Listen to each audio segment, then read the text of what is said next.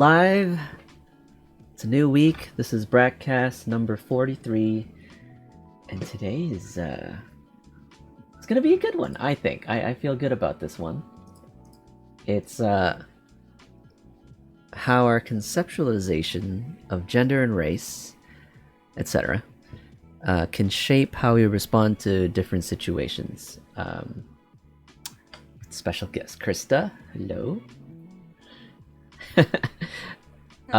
So yeah, Krista, you want to kind of bring up how this came about for this week's subject? I relate with an example too that I saw earlier this week that really resonated with me, but Krista, you can talk about.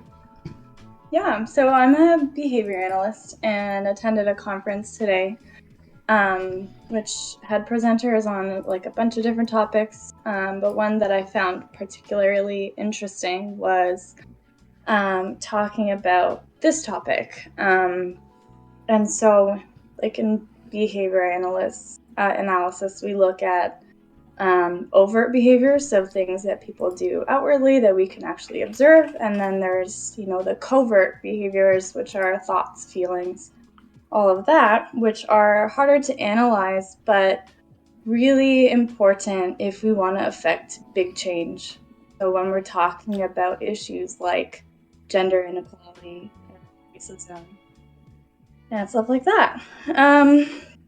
So the topic was talking about how we have these concepts and we associate different words, concepts, things with each other to varying degrees.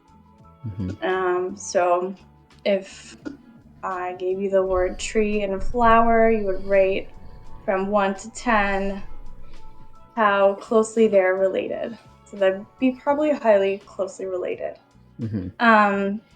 Research was done in areas of, we can talk about gender first. So gender, so talking about male versus female, if we're talking about gender as being binary, which I know you can think about it more fluidly than that, but if we're just looking at it as binary, we have male and female.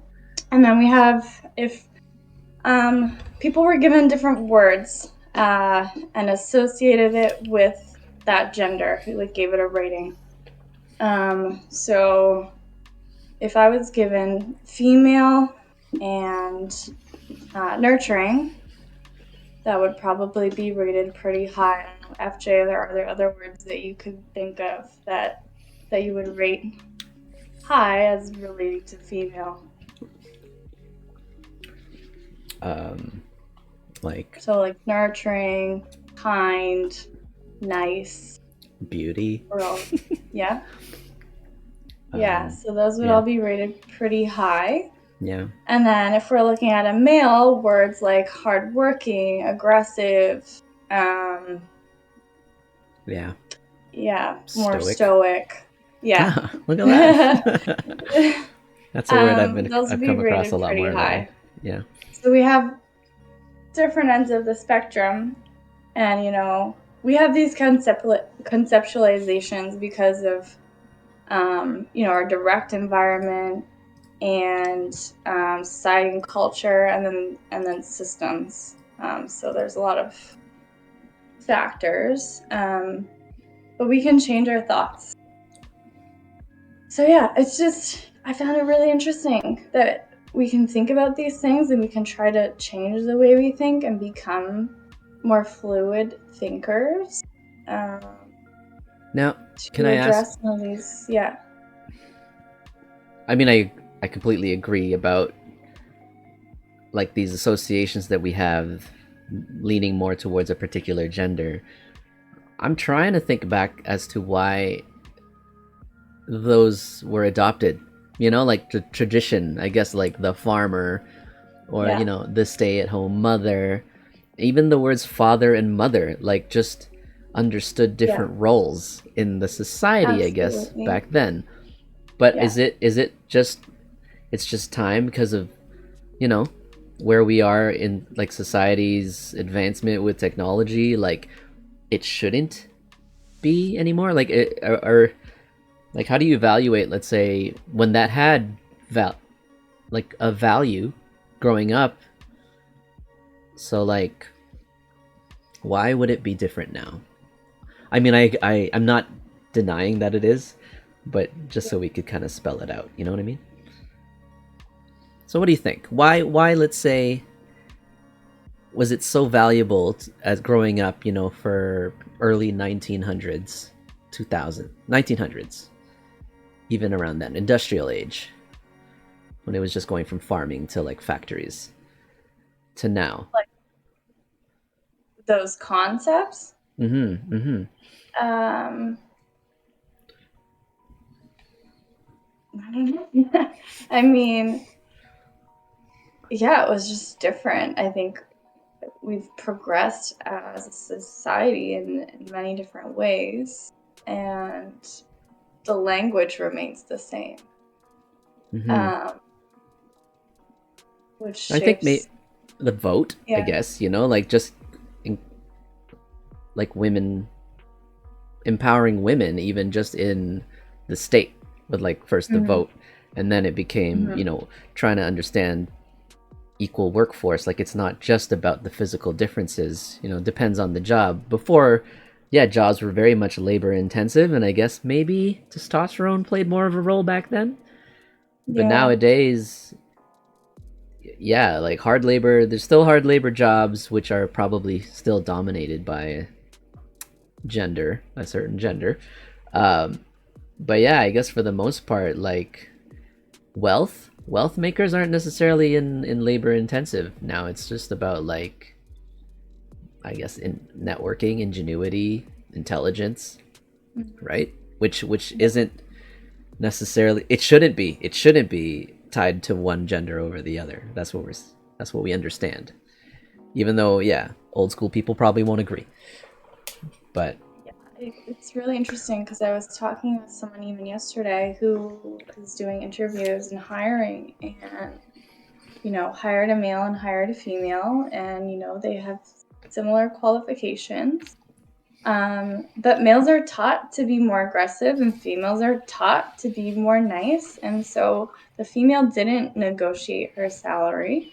The male did, and ended up, getting a salary of $5,000 to $10,000 more a year. they were both hired for the Just same because job. of that.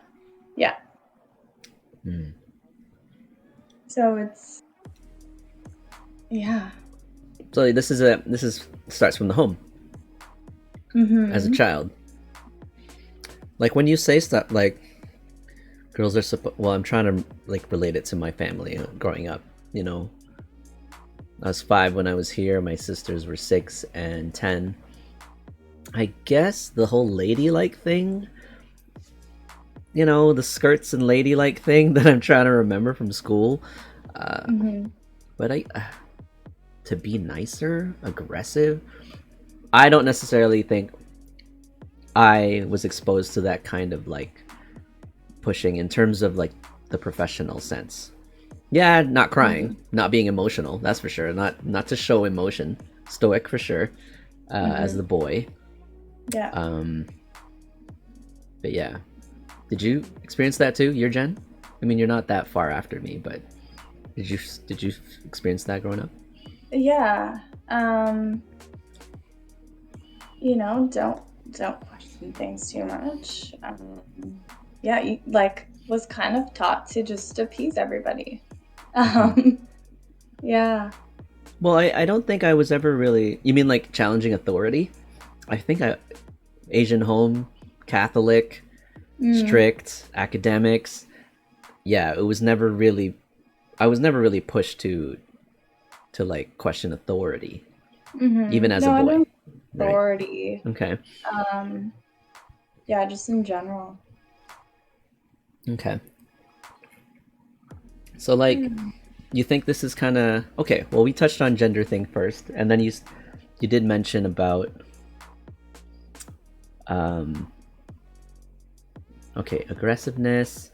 Okay, so do you think even the whole words of being nice and like easygoing and stuff like that, is the shift going to be all towards the enabling words that the males have had over the years? Are we just going to say aggressive to both? So I feel like it should all kind of come and meet in the middle. Like, if we could do like a chart, but we can look at positive and negative qualities for males and females, right? Like, talks about other negative or perceived negative qualities of women would be like nagging and sensitive, or maybe that would be more positive for a woman, but negative for a male. Right. Another like negative quality for a male might be like cocky, arrogant. Okay. Yeah. Yeah. But yeah, we really need to be more flexible in our thinking and the way that we talk to others, so that these concepts start to kind of meet in the middle, because it's not black and white. Yes. Well, in terms of the role, like the gender role, like the separation. Yeah. Before we go into the race part, I think the gender one is a lot, I think, for now, simpler to kind of chop up. So in the middle, so like, the word confident, because you said arrogant and cocky. I thought about confident is like the same word, but in a positive sense, and I'm trying to think. I am hearing confidence used but also used on both sides, both male and female, to be confident. Independent now is a word that people are pushing for both, right? Where it used to just be males were independent and then females were to be dependent on their partners or whatever. If they were, you were independent, you were too independent, right. It's like you'll never find a man. You'll never get married. So okay. So I mean, we're in agreement that, and I think that's a good point. Like, using language like that doesn't conflict with what we already with the thoughts that we already have. If it's like new information or new language that's coming in, and we can just add it and relate it to what we have, it's easier for people to accept that than something that's like completely left field. Yeah.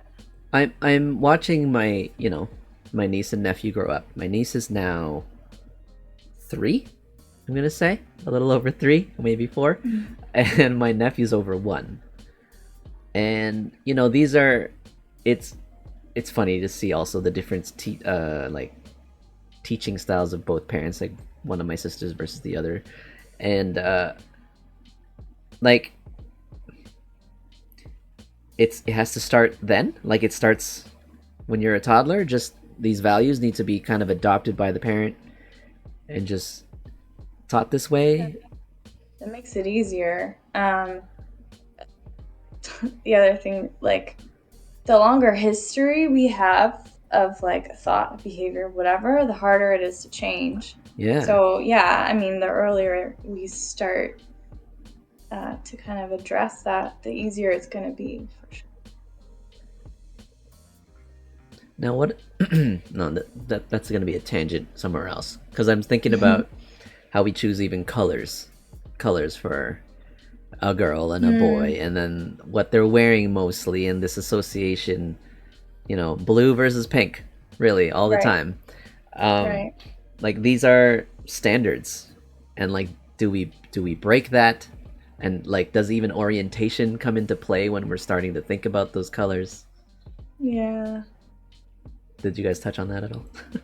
No, not really. Like, we didn't really go in depth. It was just The research was really just kind of graphing the relations, which shows like, yeah, we have these biases.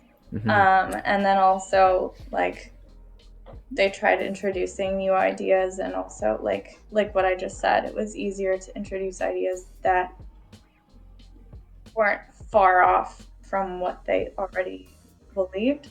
So like if you're coming in and trying to like change someone's conceptualization, you can't come in combatively with this like, no, that's all wrong, like this is the way we need to think about it now, because it just doesn't happen. There's so much resistance. So this what you called it, what did you call it? You called it a conference, a virtual conference. So yeah. I mean, but you guys are already understood that you're like educators, early childhood kind. You're like, you're gonna help to steer children. Yeah, I think most of us, you know, some people work in like elderly populations or brain injuries or okay. you know, like addictions. Yeah. How would we approach current parents? You know, they've already been through school. There's nothing really where it's going to be coached, you know. It's tradition that's going to be passed on to their kids. Like how would we open this up to more people to understand like this should be considered, right? Not saying adopted right away, because some people might be fixed in their ways. I don't really know. Yeah. But I think like having conversations like this with people that you know, like that's a good start. Yeah, because like too widespread, I don't know how you do that. Right? I mean, for sure, I'm sure when it comes time to when we're having our own children, we understand, you know, you're likely to pass that on, I'm likely to pass that on, we're gonna have more conversations, so it's for future gen, for sure. And hopefully, you know, as they mix in the future too, then it spreads on that way. But yeah, it's just like that, anyone trying to adopt like even diets, like switch from meat to plant-based, or going from gasoline cars to electric cars, or you know, old ways to new ways, I don't think it's effective to try and change existing when they've spent the majority of their life living one way. Highly unlikely that they'll be willing to change to a new way after. Yeah. Well, another interesting part of the conversation, they talked about climate change too, and if people would make different decisions based on if it was better for the climate. So spending more, if that decision made it meant it was better for the climate. Okay. And I kind of taught them like those associations, and like 6 out of 7 people ended up like choosing to spend more across like various items, because it would have a good impact on. So that's interesting. Like people can change. See, I find like that cost thing for me is the deterrent. Like I'll always spend on what I think is the most cost efficient. Yeah. So if you want us to spend on the green stuff, the good stuff for the climate, then make the other stuff more expensive. You know, like it's not about me having to choose. I'll pay more because it's my conscious choice. Although I'm not saying that's not the right thing to do. I should probably do that. But as like, you know, the workforce, the labor, like we're just consumers, you know, and you know, income being limited, like I kind of am leaning on towards like it's the government should really kind of modify our selection to gear us more towards that green, you know, like remove the subsidy from meat, remove the subsidy from dairy and all that stuff that's making it so cheap, remove subsidy from gas that's making You know, stuff like that. Reinforcing. Like, yeah. Sorry, say that again. You were make the better decisions more reinforcing, right? Like if I'm gonna make this decision to have clean energy in my house, and they started to do rebates and stuff like that. I think that stuff works, right? This study though, it showed like it made people think about, like, they were shown images of polar bears dying and floating away in the ocean, and associating that with specific item that would lead to like negative climate change. So like showing images and stuff like that, so you can start to make those associations and think about what the consequences are to making these decisions, because we don't think about it on a daily basis. Yeah.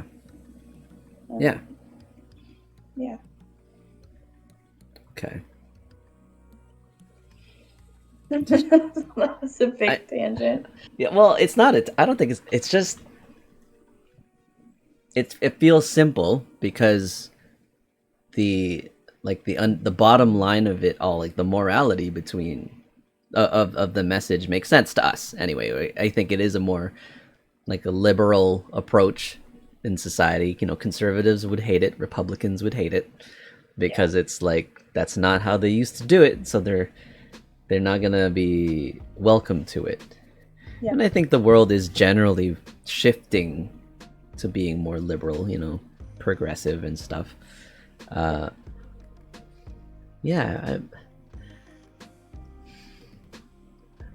Like even these words that we associate between males and females. Now, do you think there is some sort of association with, you know, the biology of it, like the hormones? Do you think there is some tying to that, you know? Yeah, I mean, yeah. Right. I do. Yeah. Are we trying? Yeah, okay. Everything's a spectrum, right? Like, yeah. I mean, as we cross more, even gender, even how people have the choice to be non-binary now, and people have the choice to switch. So then there's like, you can take hormones, and then it makes you more of the other, you know? So I don't know. It made me start thinking about what Deji and I were talking about in other podcasts about how the I think they call it like the metaverse, when technology hits a point where you know, AI or even the virtual world is going to be it's just going to be better than the real world. So at that point, like, all these gender inequalities and racial inequalities won't matter, because whatever it is in that artificial world, you could be whatever you want it to be, or it could be absent of it. Like, you just remove the choice, right? Everyone is equal. Maybe I've never thought of it that way. Like, imagine if you take away even like reproduction or any kind of role that's very much like assigned to gender, and you create this world where there is no gender. Like, everyone's the same thing. That's a tangent for sure. Does that make sense? I've never thought of it before. I always considered that, because, you know, of our innate kind of desires still for the opposite sex. If you are like, I'm gonna guess it's innate. You know, man wanting a woman, woman wanting a man for procreation and all that stuff, even romantically and stuff like that. Like, I just never really considered what if there was none of that, where it wasn't necessary, it wasn't required.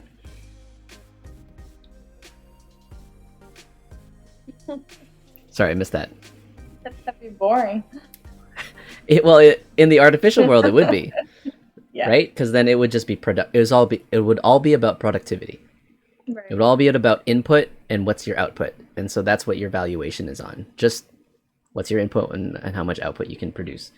Not all the other stuff that we think, this equal pay thing. Like, that's when it would actually be equal work, equal pay, because it's based on input versus output. And yeah, it doesn't matter. Well, tenure might be the only thing that might matter, like how long you've been doing it, but maybe even that, like at that point, you know, some 60-year-old's been doing it, but you get this genius 20-year-old coming in who could do the same thing, who could produce the same amount. So why would the 60-year-old make more money just because he's been doing it longer, you know? Right. Yeah, that's a tangent. Like I went off on that one. Okay. I mean, okay, you said in different situations. So obviously the workforce, perhaps even just like growing up with like a social, so in our social circles, how we're supposed to react to like fights, arguments, disagreements. Yeah. Is that primarily just what it was? Yeah. I don't know if that's like a typical gender thing, but like I always used to like shy away from arguments or confrontation. Were you taught that? Not overtly. Right. Yeah. Yeah. If anything, people told me not to be so confrontational. Be like, it's okay, FJ, calm down. But it had nothing to do with like testosterone or something like that. I think that was really just personality. Isn't that more personality? Yeah, I think that is a factor too, for sure. Like introverted, extroverted, you know, confrontational versus non-confrontational. I don't think it's gender. Maybe it is. Maybe growing up it was easy to kind of associate gender with it, but the more, I mean, today I think the more I see it, it's not. It has nothing. In my opinion, I don't think gender has a place in someone's personality when it just comes to confrontation or conflict. Yeah, I can see that. Do you think two females having a fight versus two males having a fight, not physical, but like a disagreement, in your mind, the way it was conditioned over the years growing up, who do you think, which scenario do you think would resolve faster?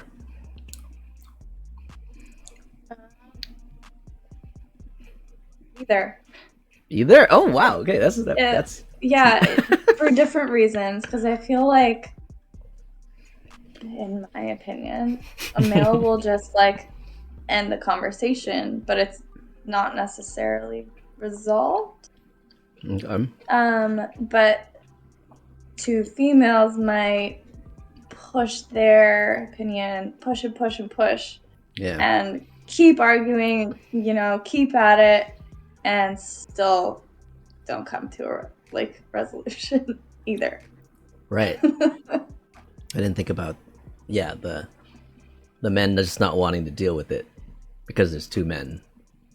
We're grown men. We just, I mean, it's the way it is. You just like, fine, agree to disagree. Yeah. But maybe the females won't want to agree to disagree. I don't know. You still think there are certain, even today, are there still professions that would just be, you know, better as one versus over the other? In terms of gender? Yeah. I'm trying to think about it too, because I still think there's value in selecting one over the other, but not to say that that profession requires it. I'm talking about like, if you have like a firm where, or a company where maybe there's more males than females, and then it requires like interactions with clients, then maybe in that scenario you would want to balance out your workforce so that you can address your clientele equally. You know what I mean? Like an example, a really simple example. Someone told me like they would want their physiotherapist to be female, or a massage therapist. Like a guy wants a female, and I'm like, why? and I wonder, yeah, if as long as this Me Too thing actually doesn't really, if we actually dealt with that, I wonder if a female would want a male more, or is that still a safety role? Like females would just want more females, and males might also want females rather than males. Yeah. That's the only example I can kind of think of. Gynecology, probably another one. Mm-hmm. Right? Yeah. I mean, I think you said if the Me Too situation is non-existent, then that shouldn't be an issue, right? As like aside from the conceptualizations that we have, right? Yeah. I mean, I look at even my profession, and it's like 80 to 90% women, and a lot of parents don't want a male therapist. Yeah. They're like, no. Even if this guy was like super sensitive. No male. No I've male. had parents say like, no, not a male.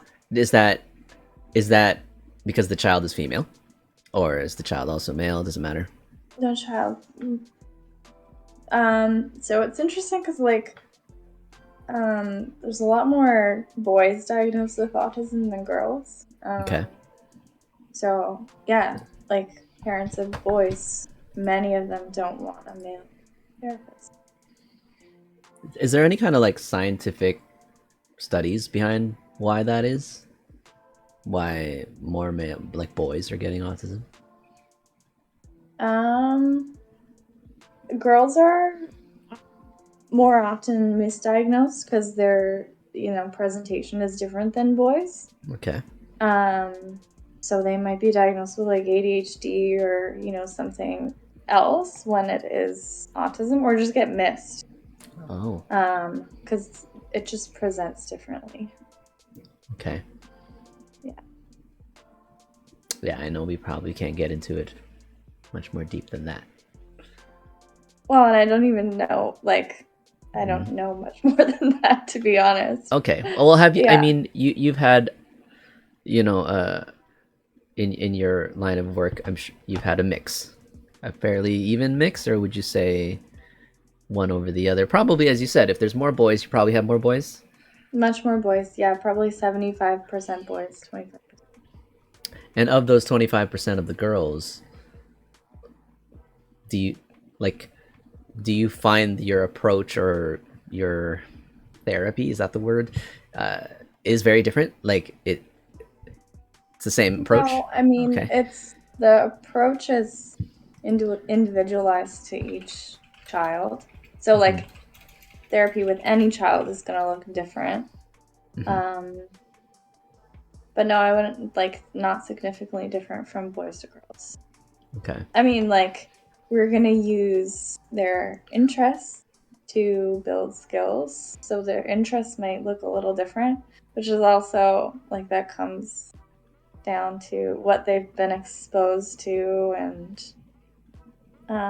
what's okay for them to engage with.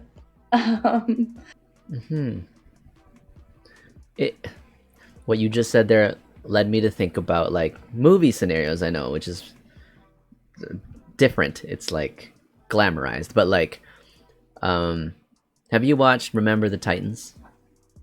Yeah, but I'm like horrible with It's remembering movie plots. It's a football movie. It's a football movie. Black coach, white coach. They're finally mixing black players and white players in a high school.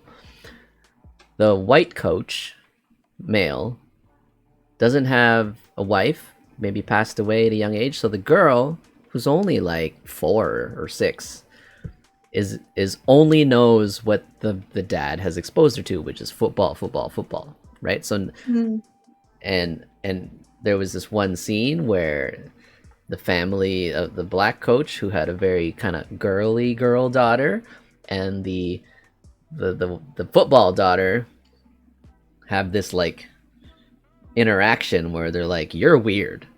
Like, what's wrong with you? And this is the girly girl saying it to the football girl, and then the football girl said the same thing to the girly girl, right? So, and yes, by societal standards at that time, you would understand that it wasn't proper for the football girl to be the football girl, but like, it's not wrong.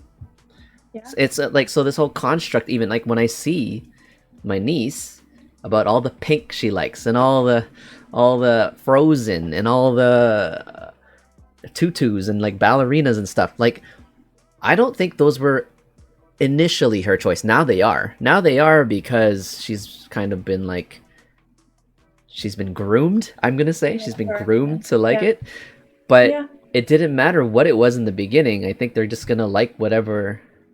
Now, do you think parents should be very gender neutral in terms of like exposure up until a certain age?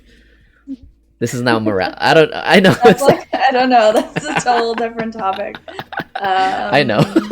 I feel like that's. It depends on what. I feel like it can be a slippery slope. I had this conversation. Okay, we're allowed to have tangents in this pod. I had this conversation with this woman, and we kind of share now in like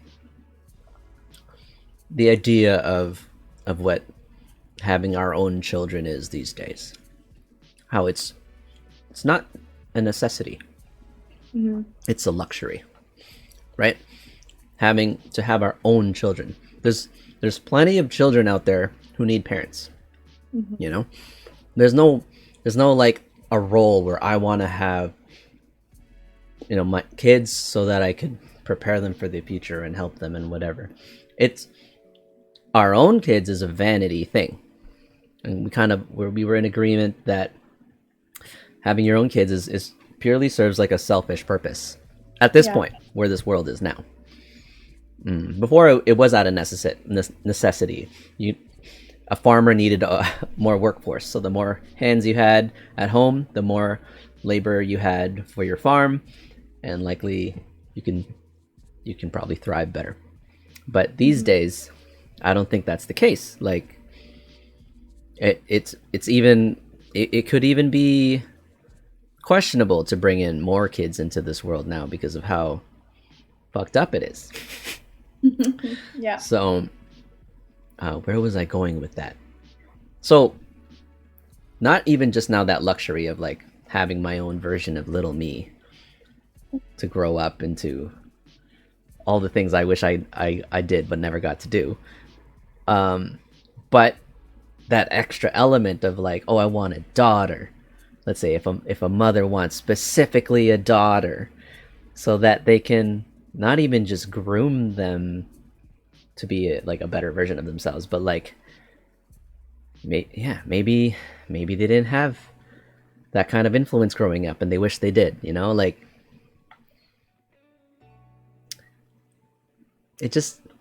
I think it's unfair. They don't choose, you know, like, they don't choose to be born. They don't choose after that what path. Everything's kind of laid out for them until they realize, oh, I don't have to follow what these people are telling me. It's important to teach kids to think critically and think for themselves. But at the same time, like, they don't have the cognitive ability to make a lot of decisions. So I think up to a certain point, you are making a lot of decisions. Yeah. And I guess that's what my question was about, like this gender neutral scenario. It's not that I think it's pretty close to what the topic about, you know, we're associating certain words like oh, you're the boy, so you boys don't cry, or Right. boys will be boys and you got to be tougher. So these are things that are associated with that color blue, you know, like it's part of that package that we have to, not we have to, but that's sold with that identity. Yeah. And they just take it because that's all they know. Like kids will do what they're told. Kids will do what they learn, what they observe, and yeah, what the parents give them. Wasn't there like an article too where like certain parents were choosing not to have like the sex of their child like determined until later, until they choose, I think, until like they're teenagers or something. Yeah, some parents were like, we're gonna leave it blank for now, and then they get to choose later on, I guess, according to orientation.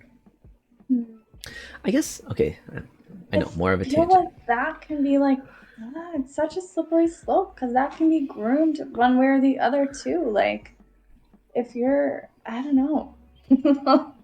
Yeah, imagine you go to, well, it's based on your surroundings. You go to class. Yeah. You know, and then if the others in the class have already adopted a certain path, then yeah, it's going to feel really unfair unless everyone does the same thing. You standardize gender neutral until puberty, you know, or something. Yeah. Or whenever somehow someone scientifically figures out when someone actually chooses. Oh wait, do you choose? No, you don't choose, right? No, you don't. In my mind, orientation is not a choice. In my mind, I think. I don't know. I could be wrong. Yeah. What? I think a lot of people would say it's not a choice. Not. Okay. Yeah.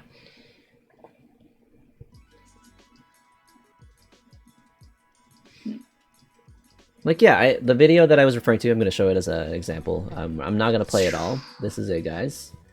This was on I am Deval or Diwali or Devale. Diwali Ellis, I'm going to say. Or Devale Ellis. Forgive me.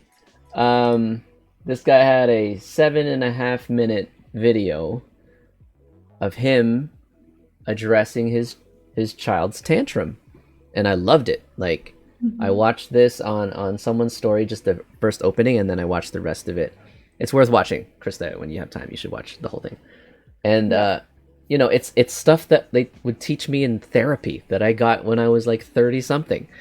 And it's true. It's not a difficult concept to grasp as a child. Like, I wish I was talked to this way. Like, I was made to understand why I'm having these outbursts, not just that's wrong, don't do that, and you and go apologize. Oh man, even the word, I'm gonna go on a tangent again, but just the word apologize meant nothing to me for so long. I didn't know what it meant. Forgiveness, I had no idea what that meant. It was all ritual. Oh, go apologize, say you're sorry, okay, and then you go, and then you're like, did you mean it? I'm like, I think so. You told me to do it. Like, I don't even know if I mean it or not. Like, how do you know? Yeah. So, and in this particular example, it was a father and a son, and like, there was a little bit of a nuance of like this, like, because you're a man. He did say like, we're men. And it had nothing, I think he meant it definitely in a positive sense, where not to say that it's exclusive to men, but trying to make him understand that he could be an adult. Like, he can still, like, adopt some adult behavior, like responsibility as an adult, even though he's a boy, or however old he was. I loved it. Great. So, yeah, that's why it resonated with me when you brought up that topic today, in terms of the gender conceptualization. That, yeah, like, and it brought back stuff from my upbringing too, where I remember being told, like, why are you so emotional? You know, like, only girls are like that. Why? You're not supposed to be like that. The crying thing, yeah, the crying thing was kind of always there. It was like like you're ashamed if you cried and you were a boy. I was embarrassed. Then. Not so embarrassed now. I can cry whenever. But, yeah, growing up, for sure, I was embarrassed to cry. Yeah, interesting. Emotional regulation is something that should be essential. to teach. Because, yeah, it's okay to experience emotions is what we do with them. It's how we react. But the thing is, like, all of it. You didn't learn that at home. You learned that from training, I suppose. Yeah. Right? Like, well, when I'm trying to teach kids how to regulate their emotions, I learned, okay, first we need to validate how they feel. I see that you're feeling upset. I understand that you're upset. What's going on? Like, what is it that's upsetting you? You're upset that this work is too hard? Okay, what can we do to make it better? And then, teaching appropriate responses instead of lashing out and, whatever. Asking for a break, asking for help, taking deep breaths. Yeah. Yeah. There was a lot of, like, operating out of should. Like, this is how you've behaved. It shouldn't be that way. You should be like this. And it's like this model thing that you have to just pretend or emulate to be without understanding what it actually is to feel that way internally, like to actually have it. Yeah. I can't. Go ahead. Sorry, like, just even the beginning of that video, like, I loved seeing how the dad was really validating his feelings. Like, those emotions are real. You're feeling them, and that's okay. Yeah. And kids, like, they experience emotions, big emotions, that we're like, it's not a big deal, but to them, it is a big deal. And it's okay. Yeah. Yeah. There was this video Kyle sent me the other day. I'll show it up here too. I think just as an example. Where is it? Kyle. And it's by Russell Brand, this guy right here. It's on Twitch if you see it. If you fall in love fast, watch this. And yeah, I resonate to that. And Kyle, as soon as he saw it too, he's like, I feel like this relates to you. You should watch it. And I did watch it. And I do agree with the message that Russell Brand explains there about falling in love too fast and the tendencies of where that's coming from. And like, maybe it's stemming from something that was missing growing up. So, but the one thing he did, like something that's familiar, right? Like, you had an absent parent, and so a more absent partner might be attractive to you. Yes. Oh, yes. Yeah, in choosing your partner too. So the one thing he talked about was his first heartbreak. And how, he was young, he was like a teen. And it was the most devastating of his heartbreaks. And I tried to look back at that. I'd like to be like, was it? I'm thinking back to was it the most painful? And I think it was, because I didn't know what it was. Like, it was so new. It was so new. And it was like, I thought I had, and obviously probably being that young and it was my first, I'm throwing it all in there. I'm like fully invested, stupidly, because I obviously have nothing to base it on, but this is what I think I'm supposed to do, because that's what your heart's telling you. So like, yeah.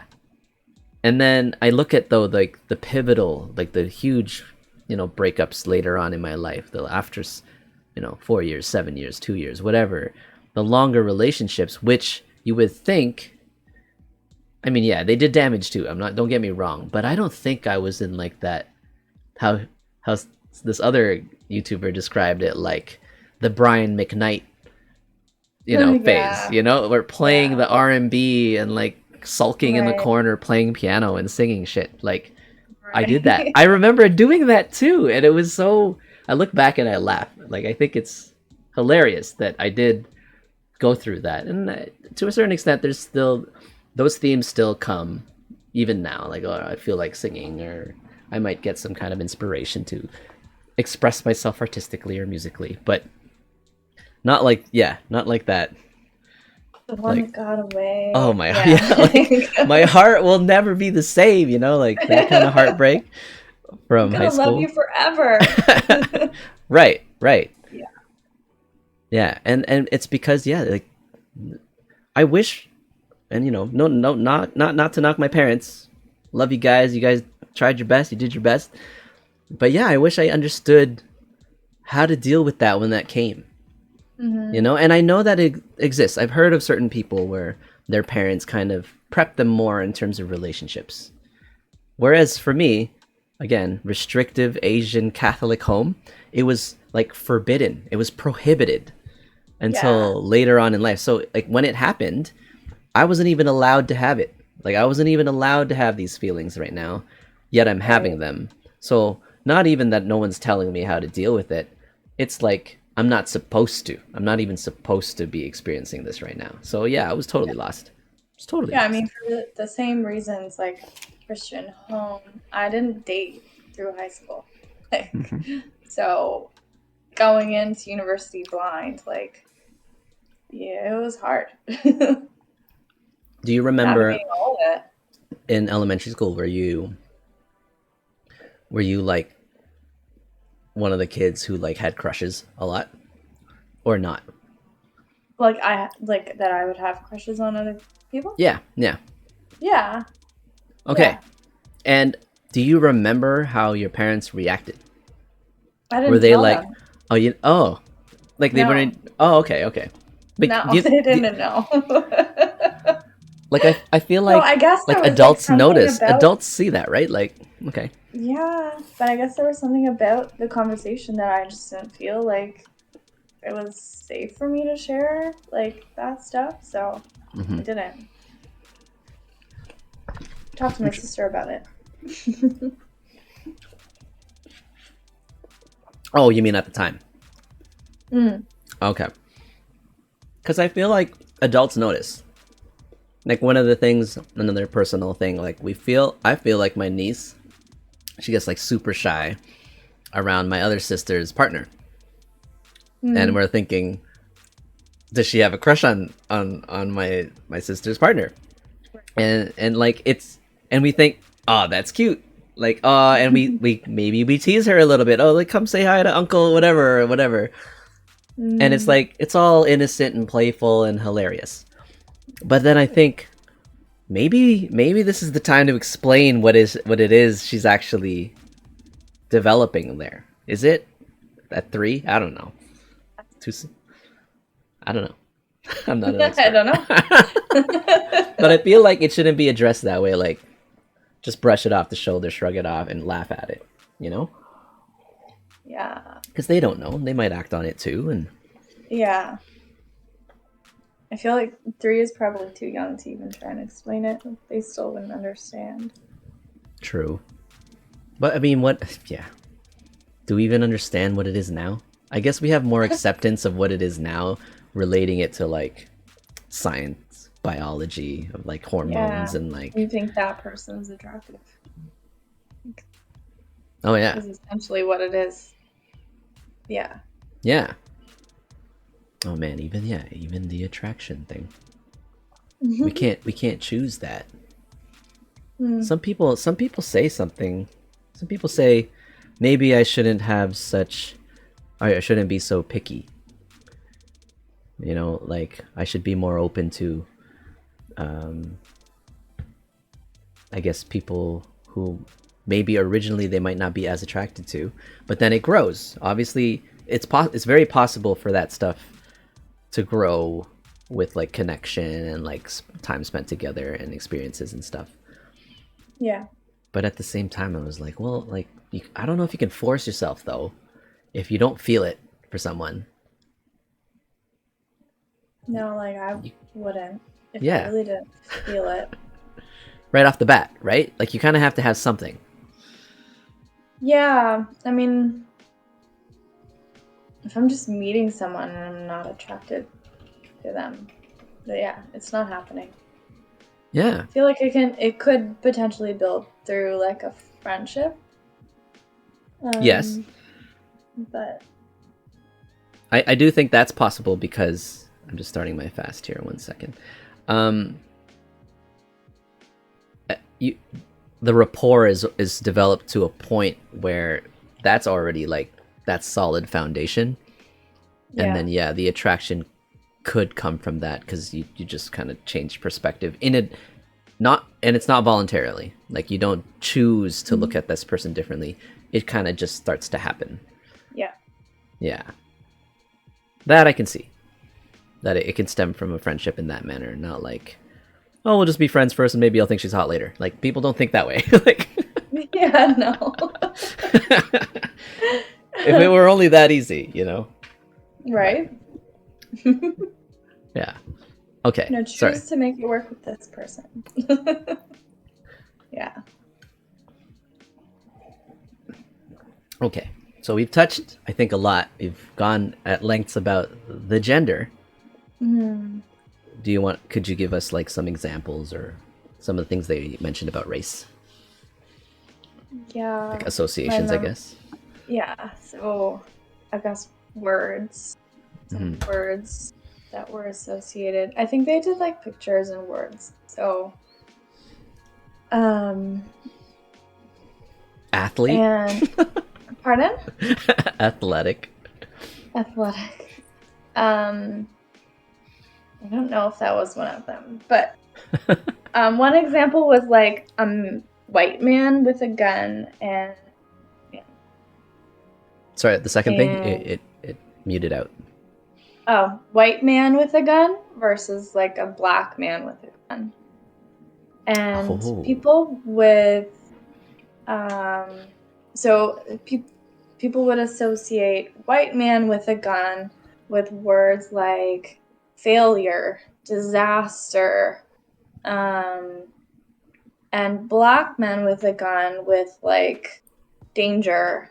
I can't remember the other words, but it was more negative. And discussion around that was like, I don't know if that's because people associate black men with a gun themselves as perceived as more dangerous, or if that's the association with like black men being killed by police. So that like there's a little bit of ambiguity there, but just interesting how people would rate words differently based on whether the male was black or white. So these are results from like an existing study, like it had already been carried out, like the study. Do we know where the selection group was it like Americans? I'd have to look it up. Okay. Yeah. And when you say picture, you mean like an actual person, right? The presenters were from an American university, so yeah, I would think. Okay. They were probably American. And the photos, when you said like a white man with a gun and a black man with a gun, like they're real people, and so like they were... the pictures weren't. Yeah, they were real people. Yeah. Okay. The males weren't holding a gun, but it was just the association of this person with a gun versus this person with a gun. Oh, interesting. Yeah, like I'm trying to picture if it's like it was like a drawing of a white man and then a drawing of a gun and then a drawing of a black man and then a drawing of a gun. And then I started to think about what they were wearing. And like it was just their face. It was just their face. Okay, yeah.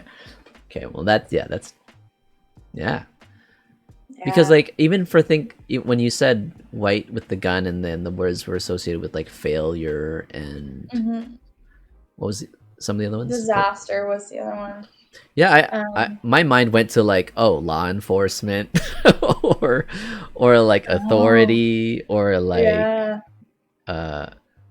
war soldier. I don't know, you know? And then maybe you would think the other one you automatically associate with hood, gangsta. Yeah.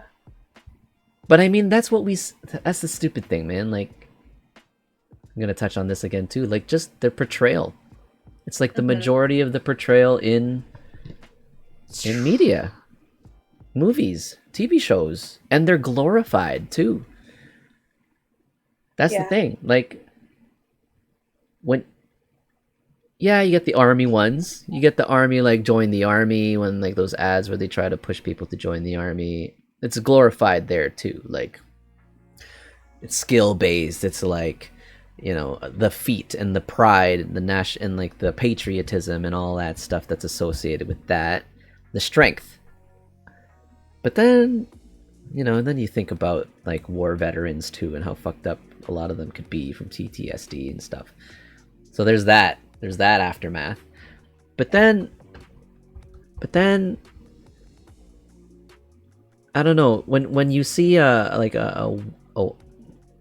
white gangster portrayed, yeah, it's, unless he's Eminem, it's almost always comical. It's almost like it's a satire, you know, like it's like sarcastic. It's almost like it's sarcastic for the most part. I'm not this could just be completely just to me. One example where like did you watch Power? Like Tommy from Power. Is that a white? He's a badass white gangster. Okay. And now when the association with that, is it attractive or not attractive? I feel like to a lot of people it would be attractive. It's positive, right? Yeah. Not to me, but yeah. Oh, okay. Oh, but like in terms of like the tone of how the show presents him, right? It's like he's glorified. Yeah. It's not like... It's like a mama's boy and like, yeah. Oh, that's interesting. Mm-hmm. I wouldn't associate mama's boy positively, generally. Maybe because I'm a male and you're not supposed to be. It was like you were made fun of if you were a mama's boy, right? Interesting. But now yeah, you're right. Like being a mama's boy, watching a strong, you know, built man hug his mom is like celebrated now.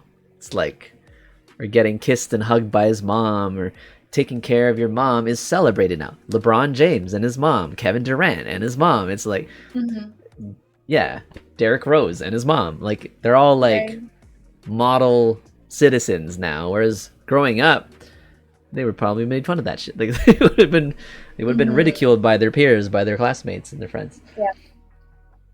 Because I remember I didn't like getting kissed by my mom in front of my friends, or I didn't like being forced to have to go and hug my mom goodbye or kiss my mom goodbye when they're leaving in front of my friends. I don't know why. Now I look back and I'm like, why was that? Why? I wish someone explained that to me more. Yeah. All through childhood or just certain years? Because I feel like it was the same for me when I was like a young teenager. Like, I don't want to be seen with my mom.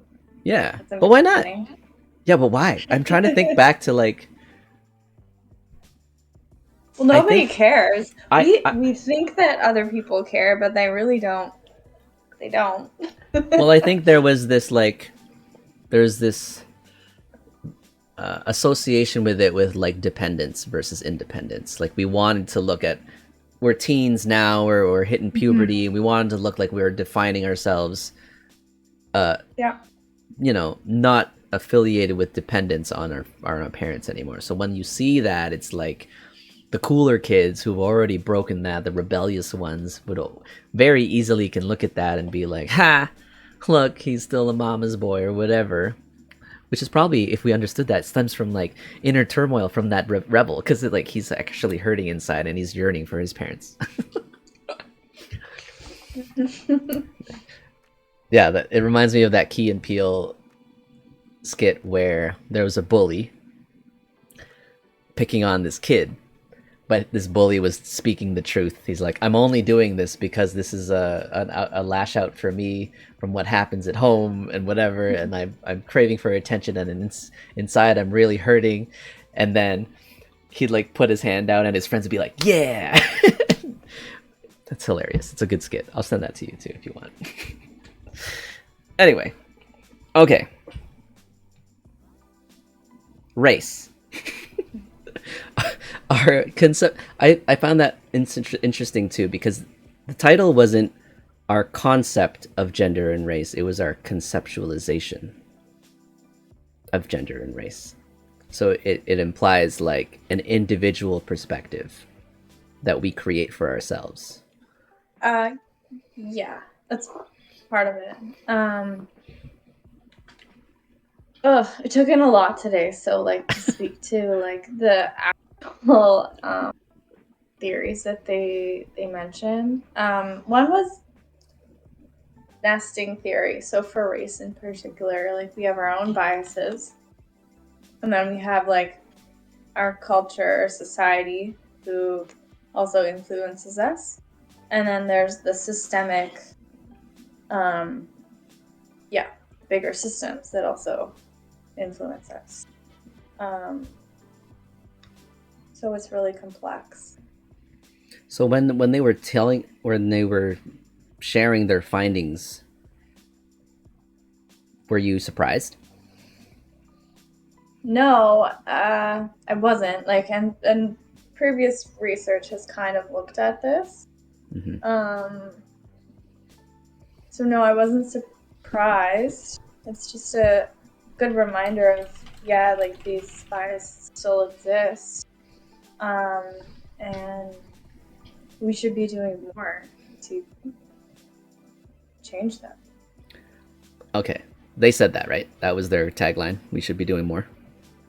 Basically, yeah, like if we can, we should. And what does that mean? I think we touched it already. Have the conversations. Yes. Mm-hmm. Having it on a pod. Hopefully people will come across this topic and chime in. But like, you have to be willing to have that conversation.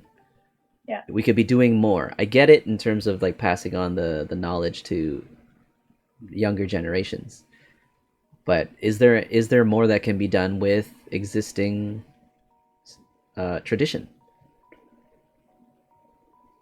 Like I don't think so. Really?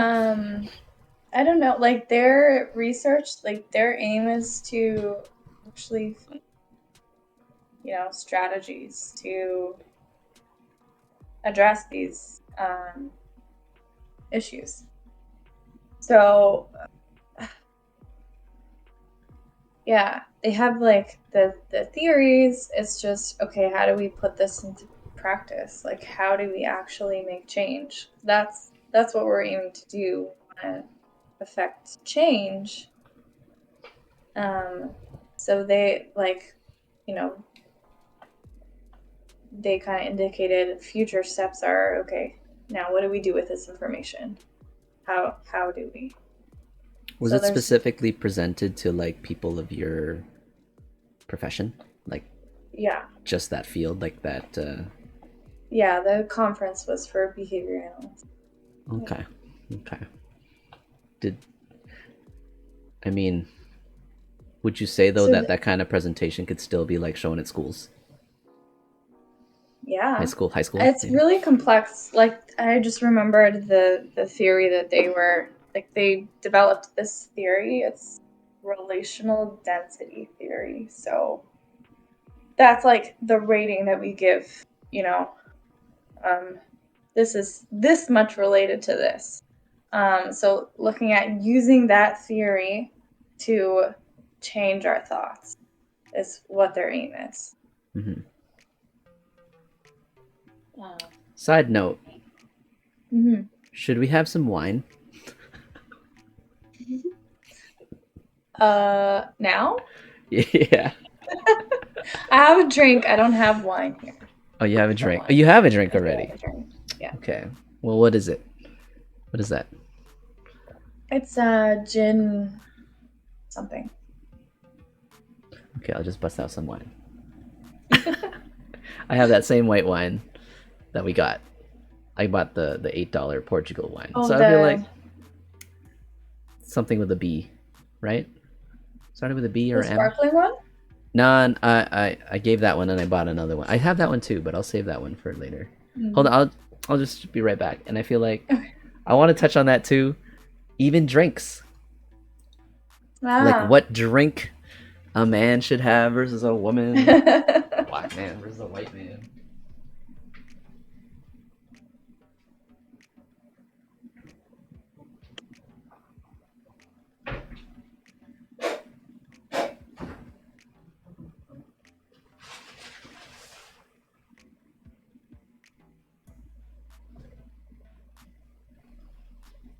I just realized this is gonna ruin my my fast. Oh well. Worth it. So we got the Toro Bravo. Yeah. Of course, it's reversed because of Discord. Good, it's a twisty. Yeah, like even drinks. Why can't a guy enjoy fruity cocktails? Daiquiri. Yeah. Yeah. Why not? You can. Yeah. I mean, I Doesn't can, matter. and I do. I don't care. Like, I'll fully do it. Like, I have no shame anymore, where I used to might have been embarrassed, or like some guys would still think that way, where they're like, oh, I gotta have a beer with the boys, you know? Can't bust out a daiquiri. I don't think I've had a daiquiri in a long time. But a cider. They're yummy. Cheers. Cheers. Look at that. Woo.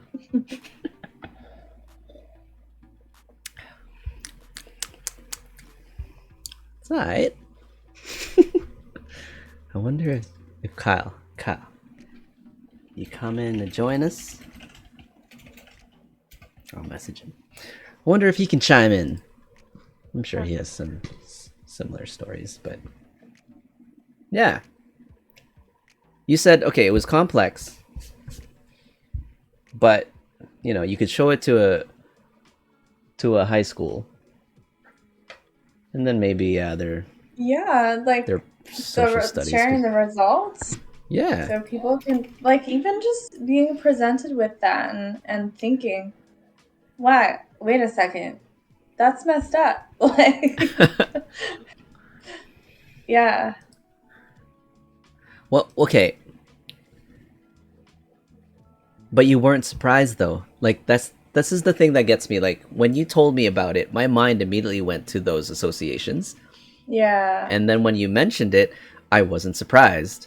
So it's like this has been adopted, and it's like it's okay, but we know it's not okay. Yeah. But it's like now it's I'm gonna use Deji's word. It's so nuanced because like how do you determine the line, like when to teach kids, how to teach kids? Is there a spectrum that we're teaching kids to?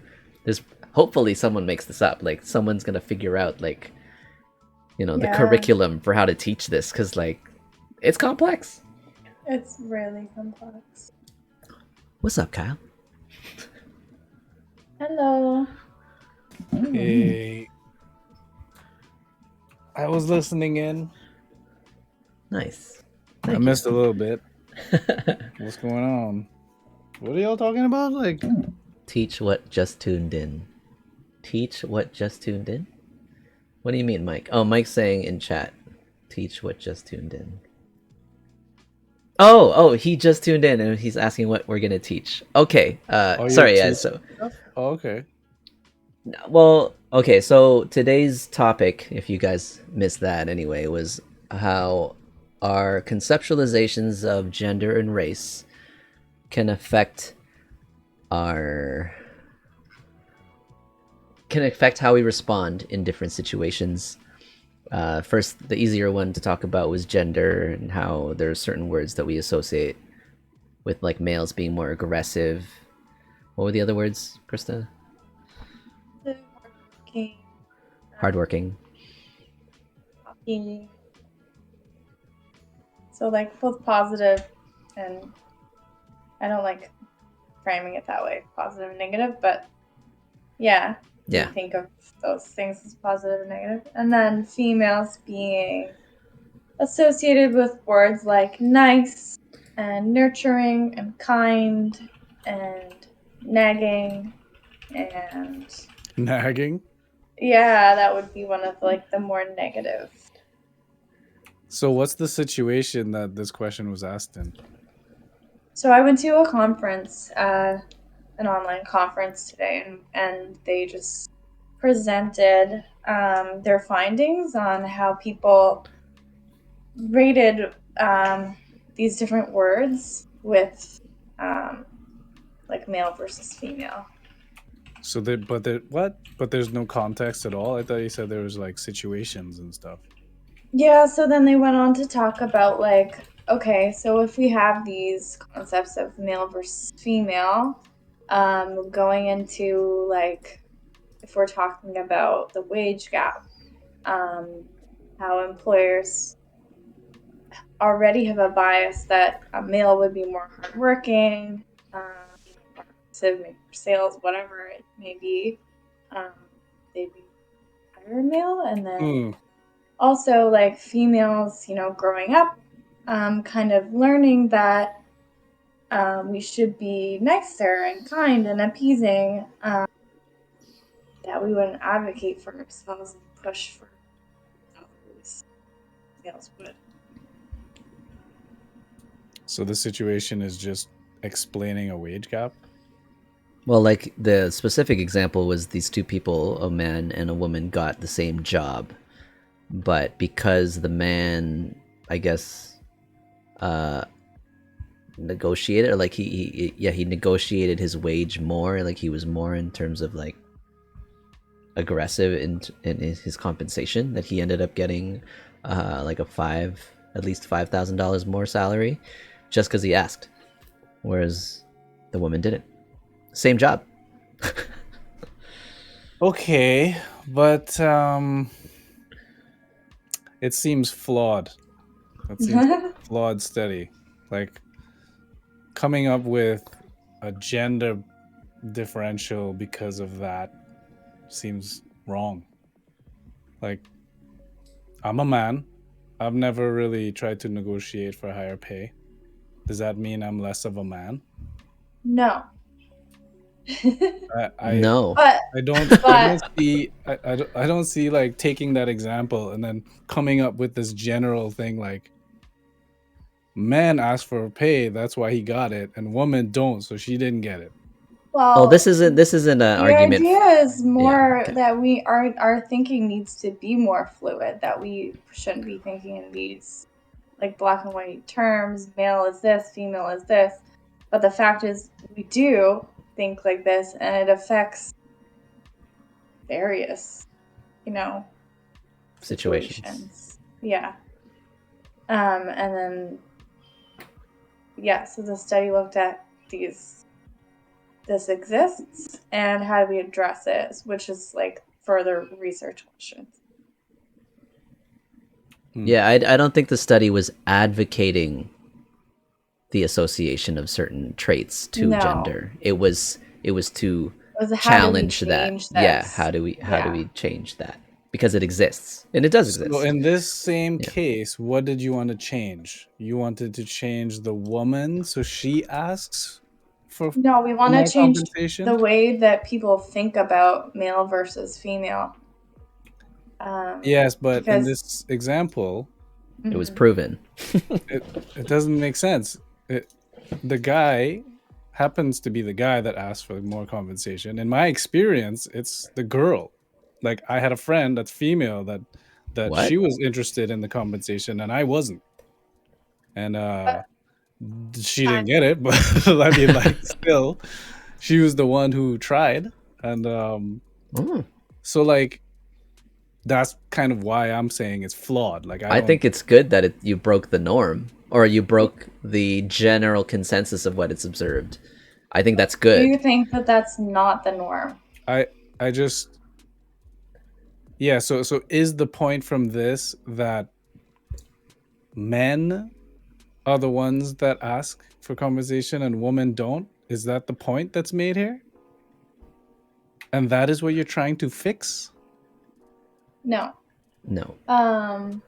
What is the problem that's trying to be fixed? Problem is that we think very rigidly about what is man and what is woman. And because we think so rigidly, this is why there's gender inequality. And so we need to change how we think, right? So men and women can ask and negotiate their salary. And a man and a woman can ask for parental leave. Yeah, the idea was just, okay, these biases exist, and how do we work to limiting them? Okay. I can't help but be a little confused about just that one example. It doesn't really make sense to me. But that example was that specific example was just to kind of illustrate how the association with, like, say, the word aggressiveness was more so associated with males in this other study where they just pick words and they were just, it was just choosing words to categorize based on gender. So and that example aligned with that notion that the word aggressiveness leaned more towards the male gender rather than the female. And this example just to more pay in that case. In this example, this is what happened. Yeah, this example, it showed that, but it wasn't a generalization that it should be like that, because it shouldn't. We're trying to say that the word aggressiveness, why is it only leaning more towards males? Why couldn't it be both? Why couldn't it? I have to say my opinion here on Mike's comment. Why is there a wage gap? I don't believe there's a wage gap. I think if you get, like, I have trouble finding examples in my life where two people, male and female, get paid differently for the same exact job. I find it hard. There's a wage gap. There is 100% a wage gap. Okay, you need to show me. You need to show me two people who have the same job, same title, worked at the same company for the same amount of time. Same tenure. Yeah, let's do that. I just talked to someone yesterday. So the example I gave is personal experience. The example that they gave at the conference was more general, but this person was hiring, and the male negotiated his salary and the female did not. And his salary, because he negotiated, ended up being $5,000 more a year. So this person who's doing the hiring, he's like, okay, like, see, if I did that, I just wouldn't get the job. So yeah, why wouldn't it have just been? Oh, because they both got it. Is that what happened? They both. Yeah. So they needed them both. Maybe because they needed them both, and they were both equally. That to me does not explain the wage gap. That is someone negotiated for more money. Good for that person, whether it be a male or a female. What if it was two women, and then one woman negotiated for $5,000 more and got it? No one would say anything. More males tend to negotiate their salary. So that is the reason for the wage gap? That's the wage gap? Part of the reason. Because if you're basing the wage gap off of all the men in a country make this much compared to all the women in a country make this much, you're going to see a difference, because oftentimes men do dangerous jobs. And but we're talking about the same job. Man and woman doing the same job. Okay. Again, like, I need an example or lots of examples if you have them where it's the same job, same amount of time, same effort put in, same contribution to a company, and man gets paid more than woman. Because I've never seen it. I've had this conversation with many people. Nobody can give me an example. So if you have it, cool. I will acknowledge it. But just having one example doesn't really tell me that there is a wage gap. I think a lot of people state this giant wage gap because they see the averages. No, they're not looking at averages. I'd have to actually dive into the research to give you more proof, but it exists. I mean, I hear this a lot. I hear that exact thing a lot. I'm just, so that is why I have my opinion on this. So I will I mean, just a quick Google of that. I will just say that for the most, like the top thing, if you Google wage gap, talks about average. So obviously there's going to be, I think that's a very skewed study if it's based on average. Like you can't it doesn't make sense. The control is not the same. In the specific example of the two individuals going for the same job and one individual just negotiated pay, I don't think the gender, I lean towards, I guess, what Kyle's kind of explaining, where it didn't matter male or female, it's just who mattered. It just mattered who asked. And if we're saying that if the woman asked but the male didn't, if we're saying that, would there have been resistance to adjust her pay if she asked? Would there have been resistance versus the guy who actually got it just by asking? You know, I wonder if there was resistance in that. I could follow up as well. The same girl that I started with that asked and didn't get it, we both started the same, but she was very persistent, while I am more like a drone. I'm like, whatever, give me work, I'll do it. But she, she kept pushing, and you sell yourself, like, Pay? look at what Okay. I did all this nice work, I think I deserve a raise. So by the time I got laid off, she was making more than me, and a pretty good amount more than me, and I had no problem because she contributed more and she worked for that raise. And that's cool. Like, that's how it should be. And if it was a man doing the same thing and I was a woman, I would not be still be cool. I wouldn't be balling out wage gap, like, you know what I'm saying? Like, it's I don't think it should. I don't think that in either of the scenarios, no one has a right to be claiming wage gap there. If input and output are different, and then you compensate according. And to I see it there. Of course, my thing is anecdotal because that's just my contribution to this chat, where it started off with another specific example. So I'm just bringing up my example. I'm not, and the thing is, I hate when things are generalized. I hate it. It's like, here's one thing that happened, therefore blah blah blah. Like, wage gap, that's a very general, broad thing to argue, and I don't like it. I haven't seen it.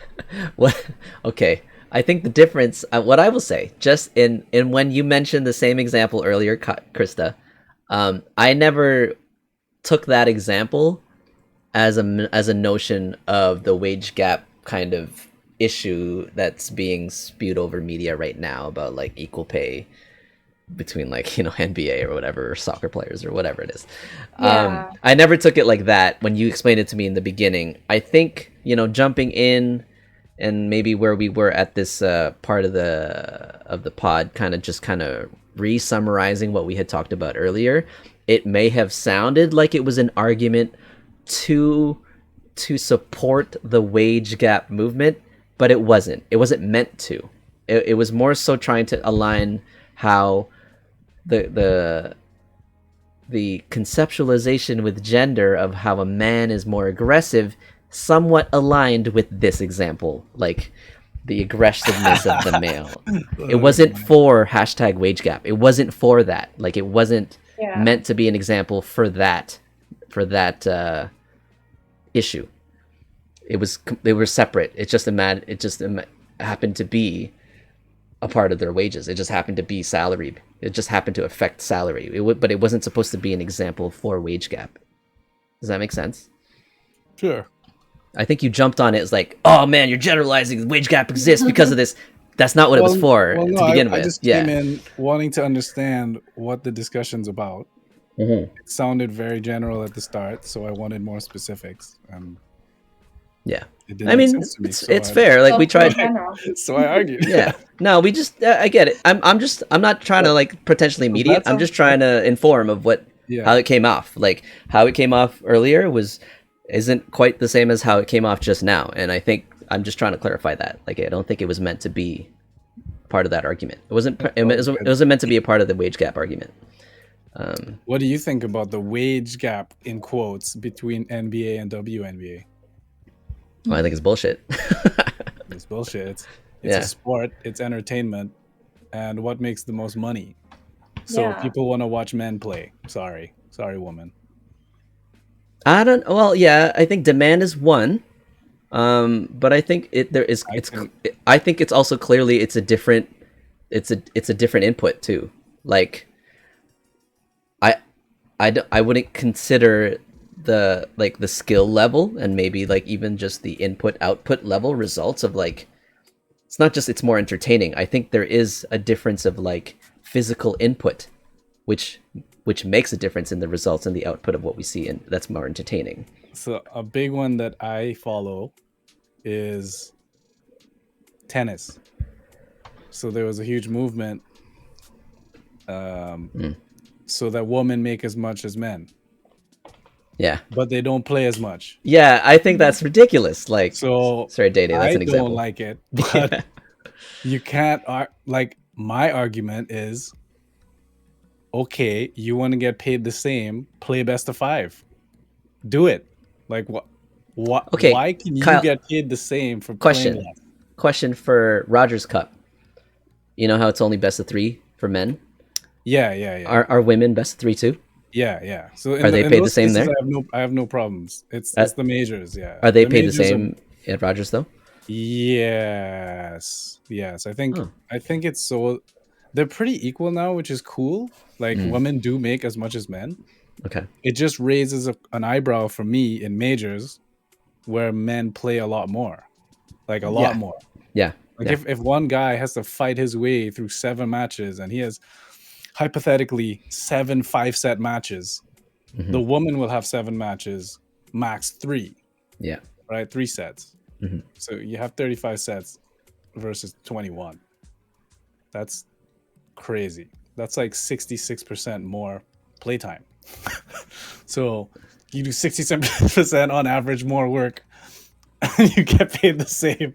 But I mean, I don't care that much. I'm just like, look at they don't work as hard and they get just as much money. Yeah. Anyway, that one there's really like much about. There's equality versus equity, and I think we should strive for equity. What's the difference again? Right. Like equality is like everyone should get the same. No matter what. Yeah. Right. Versus equity is you get what you put in. Yeah. Okay. That's cool. Mike says... So, Mike, where is that data from? He says, but when I talked about wage gap, I mean equal work, equal production. And lot of articles say women earn 75 to 89 cents on the dollar that men make. And I am very curious also to, like, I would like to see those articles and see what they used as their sample base. Like, I want to know who are the women? What are the jobs? Who are the men? What are the jobs? Was it the task? Like, I wonder if it's such a general thing like that, if that is including the NBA versus WNBA, if that includes tennis, like if it includes athletes, professional athletes at all, like includes athletes, you're gonna see a huge wage gap. Yeah, and that's not even that big. I would assume like much. Like a bigger gap if it was just athletes, you know. That means it makes me think it's not including athletes, but I'm still curious to where this data is coming from. Like probably like CEOs. They're just gonna generalize CEO from one place to another, which is different too. You can't do that. A lot of jobs are labor intensive and are like swarmed with men, and whether they make bad money or good money, it's just a lot of the physical jobs are taken by men. Like if I have a job that's labor intensive and then a woman is doing the same job that's labor intensive and she's producing more than me, I would assume she would be making more than me. Like I would just I can't argue with that. Like it's like, well also a lot of labor jobs is just time. They don't get paid like per production? Per brick moved. You just move shit. You don't get paid for like shelves stacked or rocks dug. You just do shit. Well, so again, like you see a lot of men doing that. Yeah. You go to Alberta, all the girls are riding the freaking rollers, the steam rollers, the packers.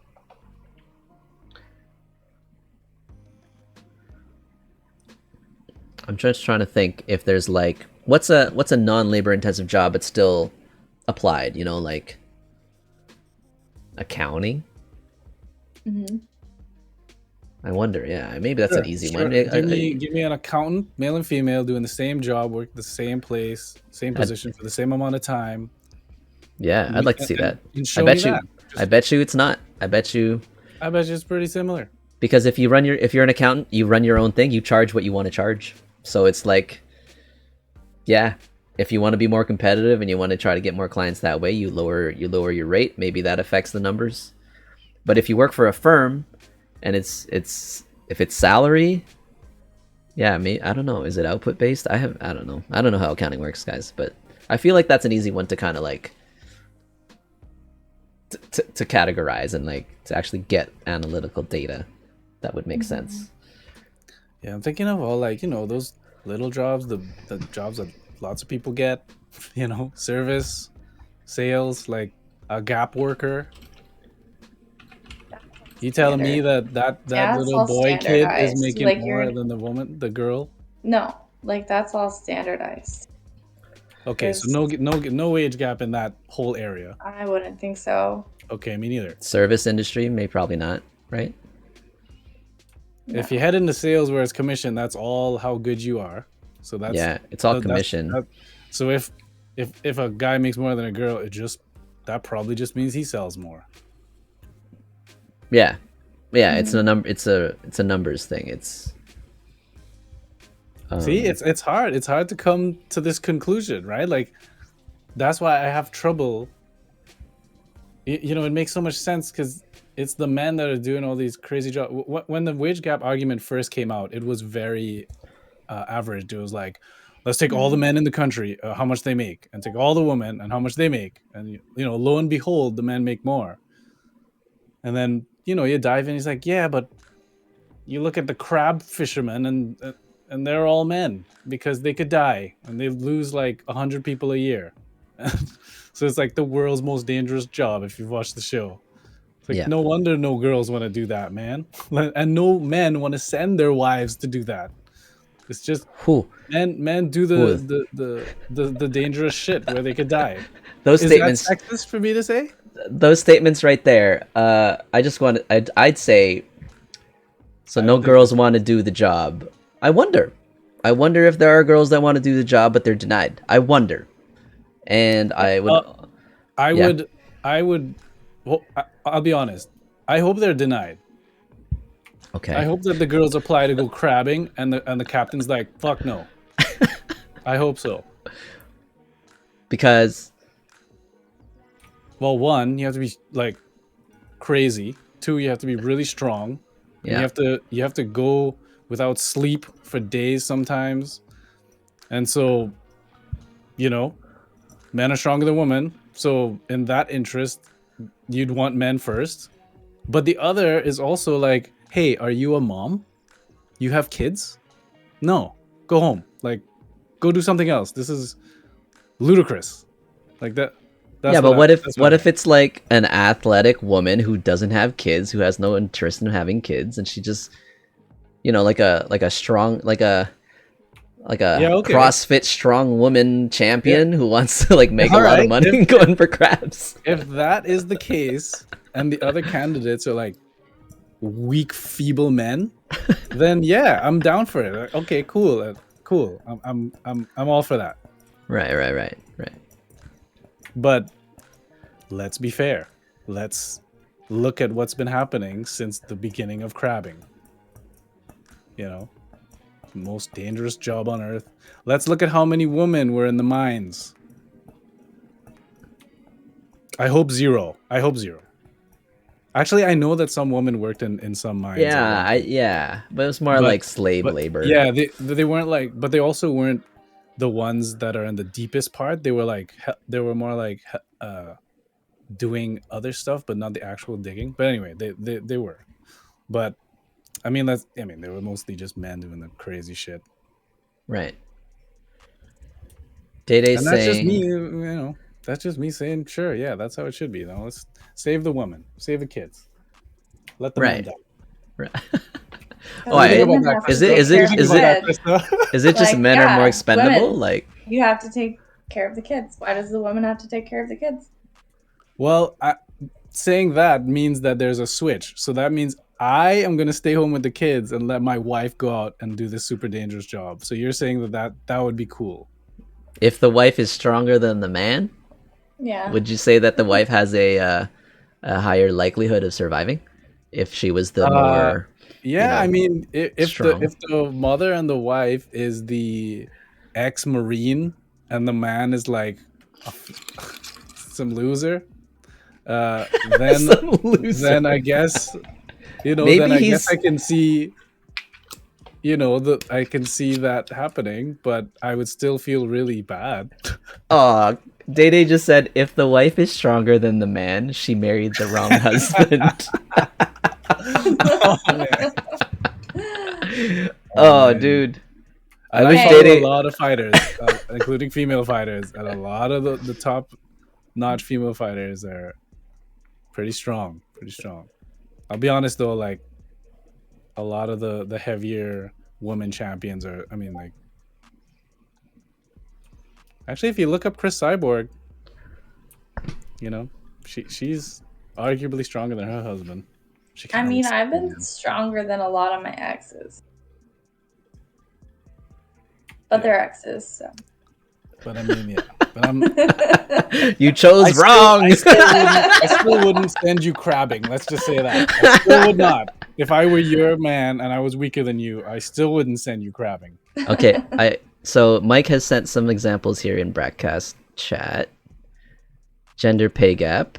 Nice. In 2021, women make 82 cents of every one men make. The gender pay gap Krista? increases by race, age, job, occupation. Mhm. Article says gender pay gap is improving though, so that's It is. good. Oh yeah, so there's a Twitch chat which is like live on the stream, and there's the Discord chat for like examples and stuff. But DayDay's on the Twitch chat. Yeah, he said, "Well, that's why they're your exes, lol." And then he wrote I kid, ha ha ha. No, he didn't. Blizzard's first female co-leader only got equal pay after what? Let's see. After tendering her resignation.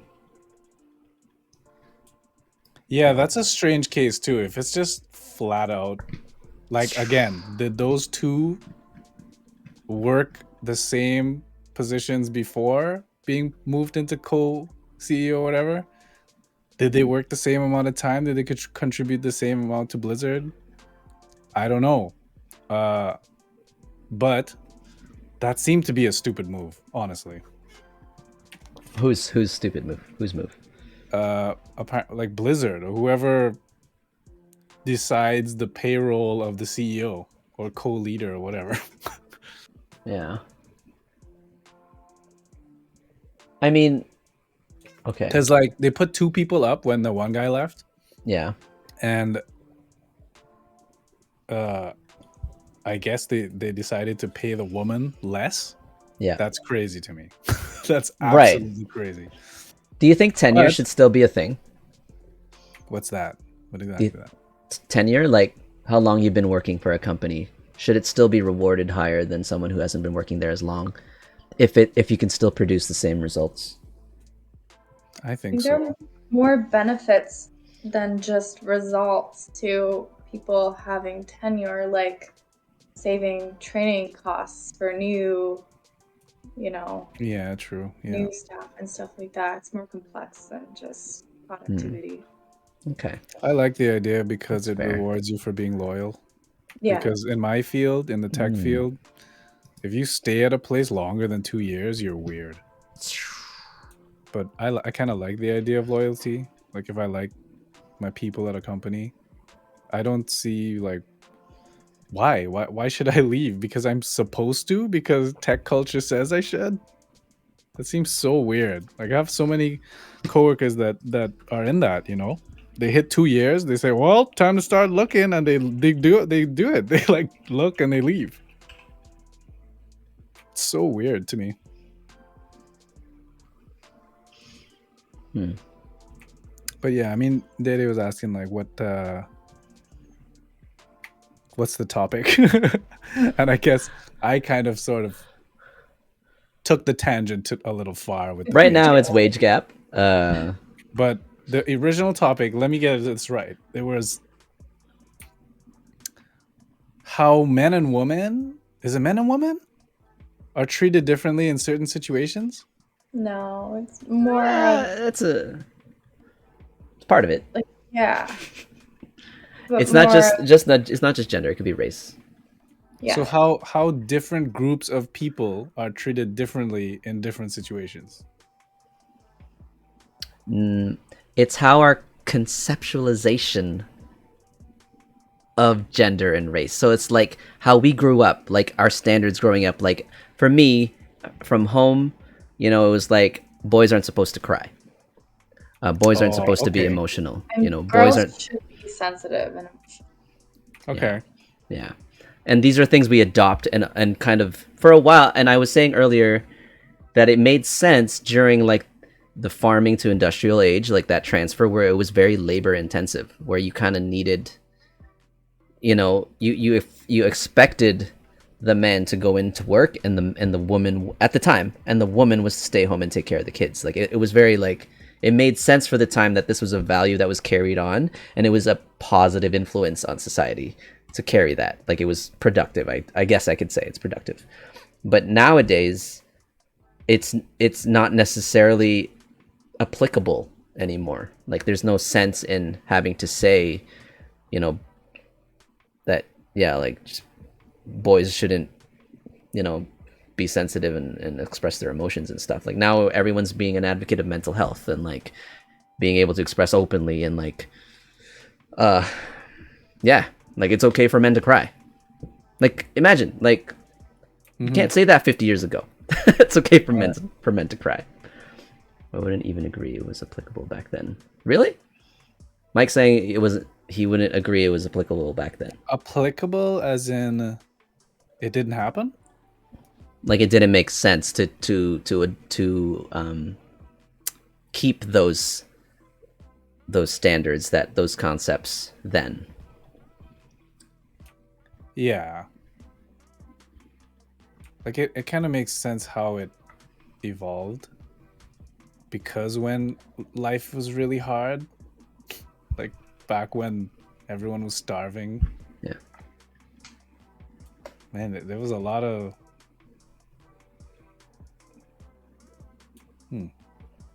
Mike made the point back then women weren't allowed or had voting rights, so they had no say already. But that's what I'm saying, where it was applicable. Like, well, not that it was applicable, but like it fit with the times.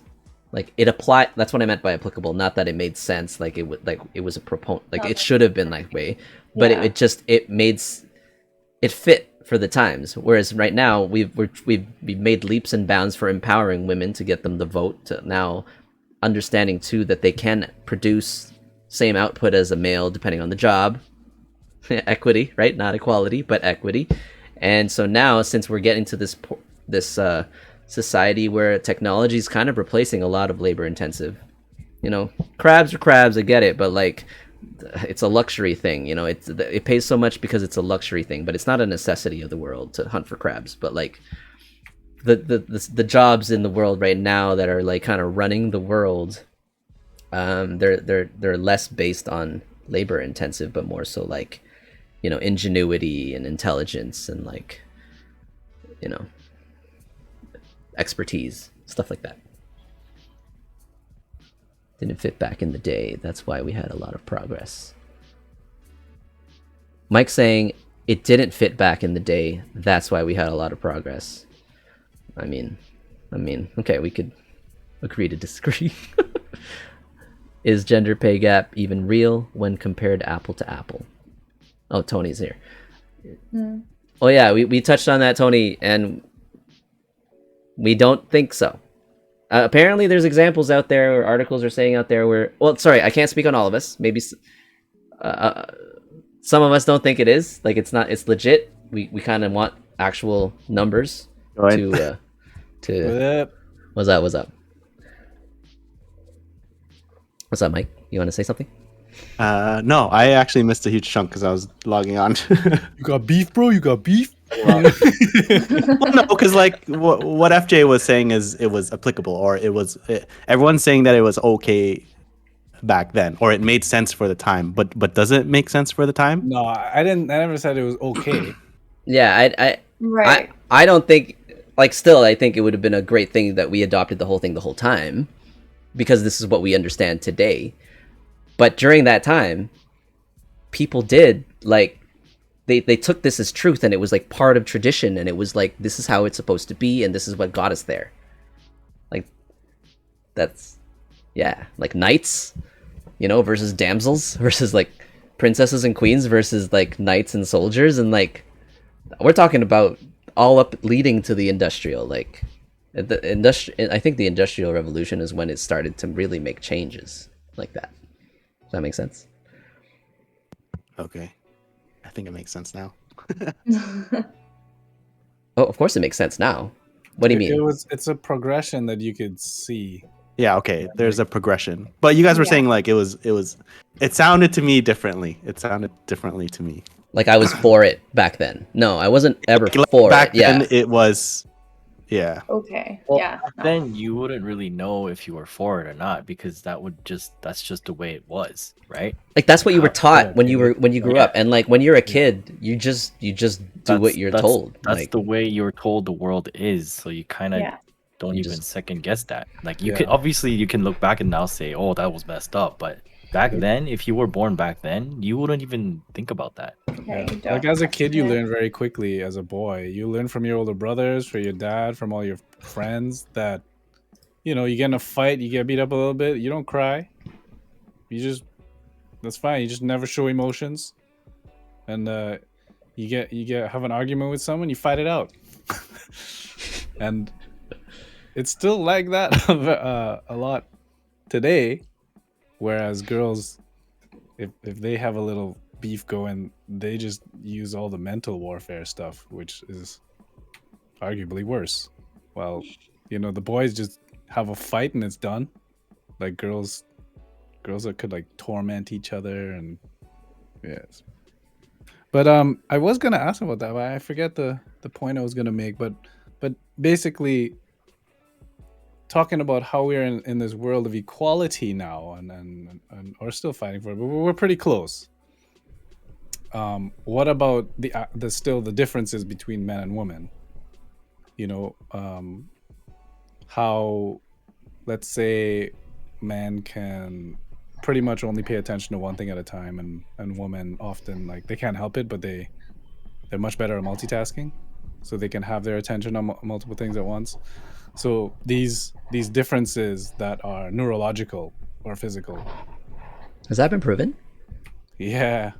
Yeah. Like, Can they it say be? we're wired differently. Okay.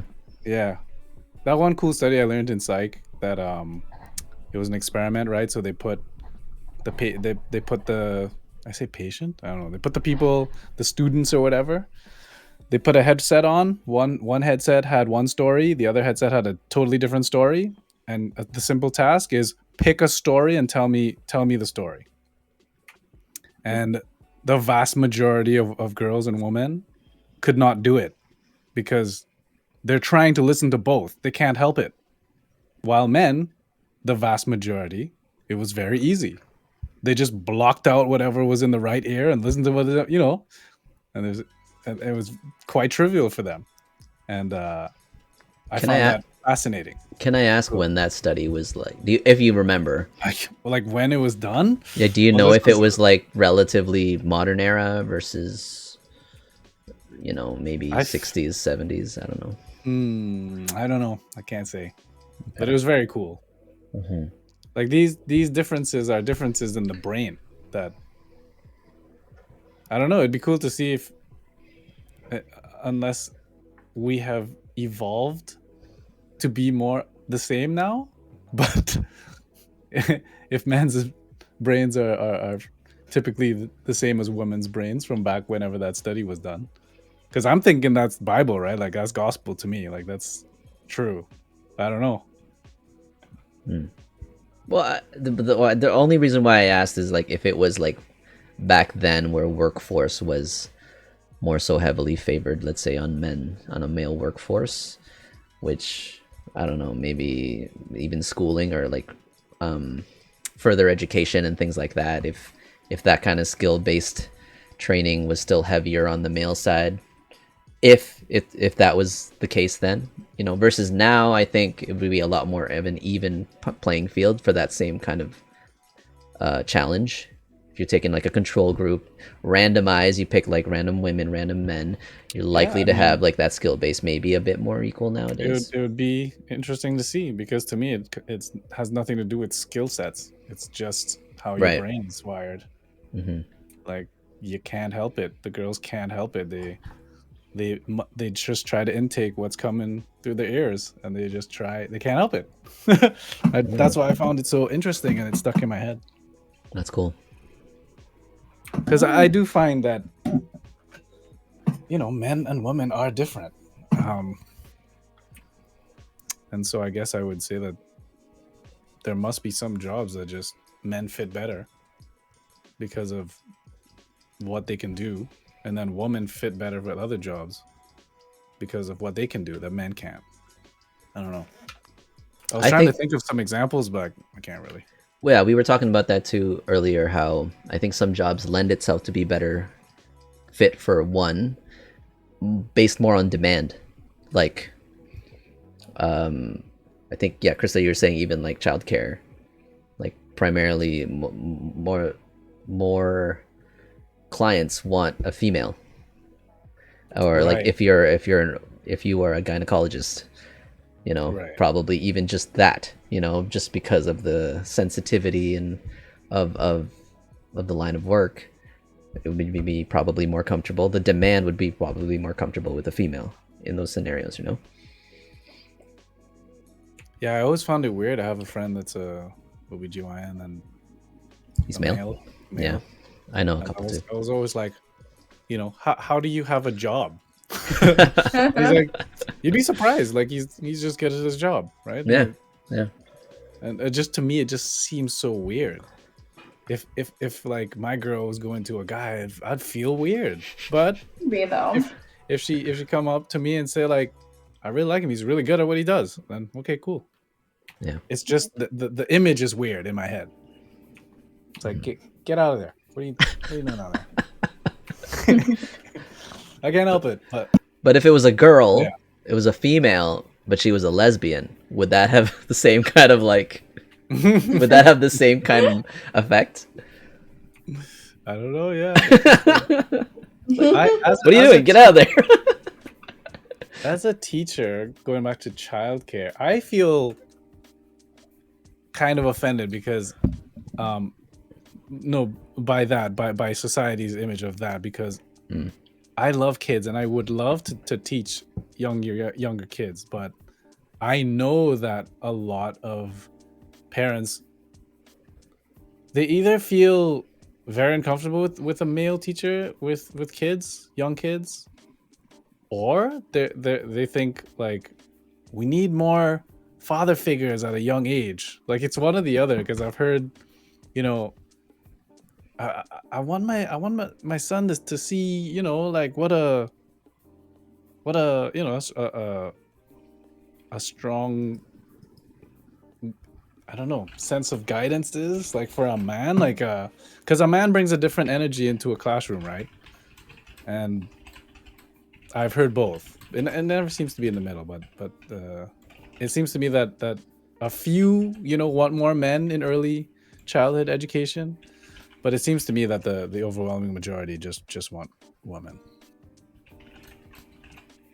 I can see why, but and I think as someone that that comes loves down kids, to like why we started this conversation. Like we just associate women with being more nurturing and more caring and, you know, all of that, and so we'll want our children to be with female versus a male.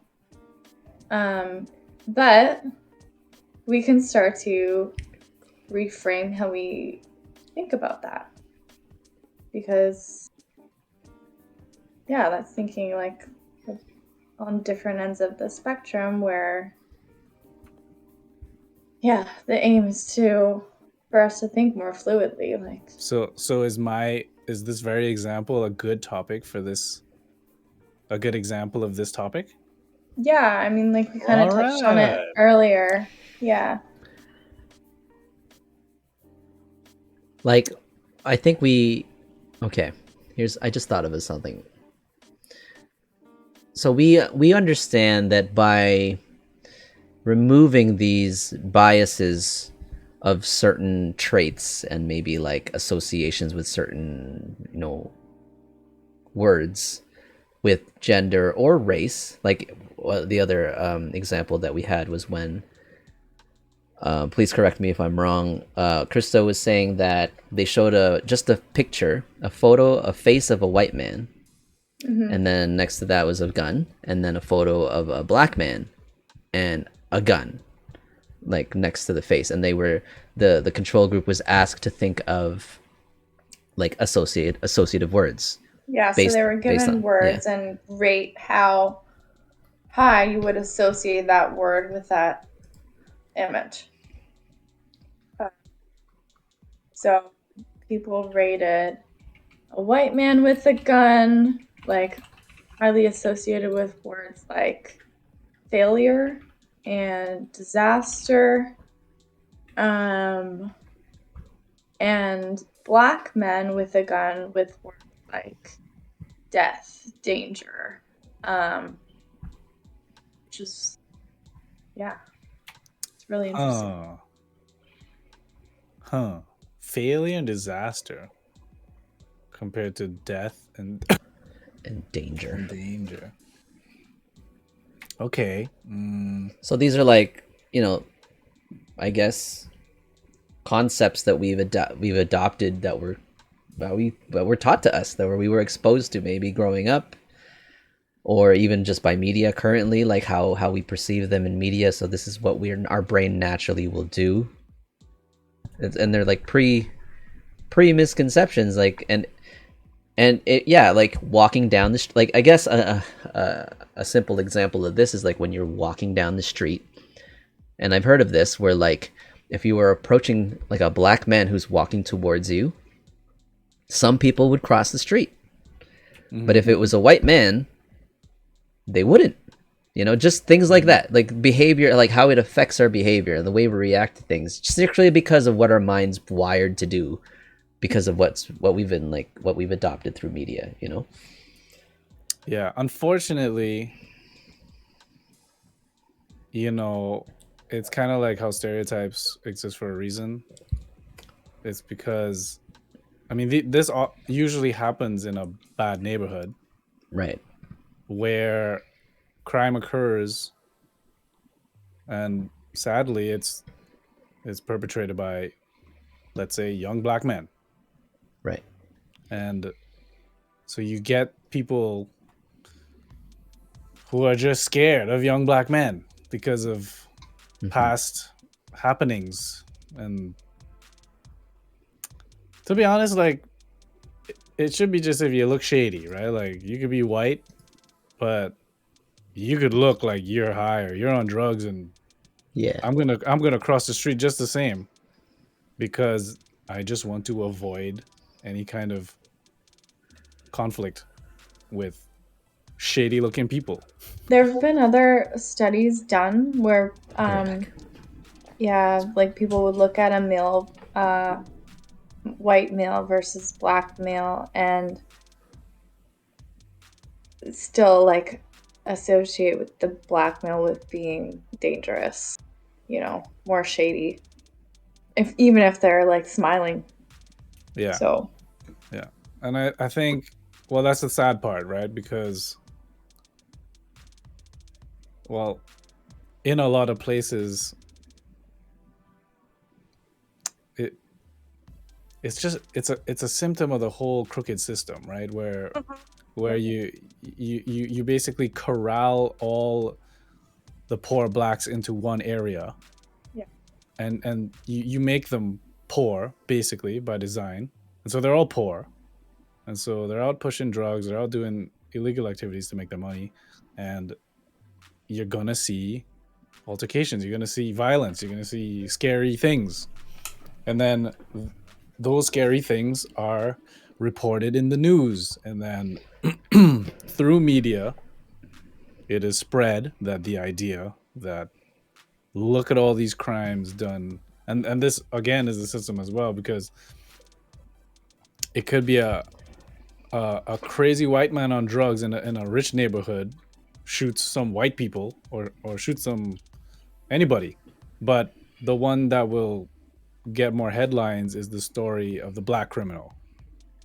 And so it builds this kind of, I mean, it's what has happened, right? It fits with the narrative, right? Yeah, it's why that now somewhere that's not dangerous at all, through the media, it will have the same effect. So it's like, now you're in a middle class neighborhood and you see a black kid, let's just say with a hoodie on, walking towards you on the street, and now you have this.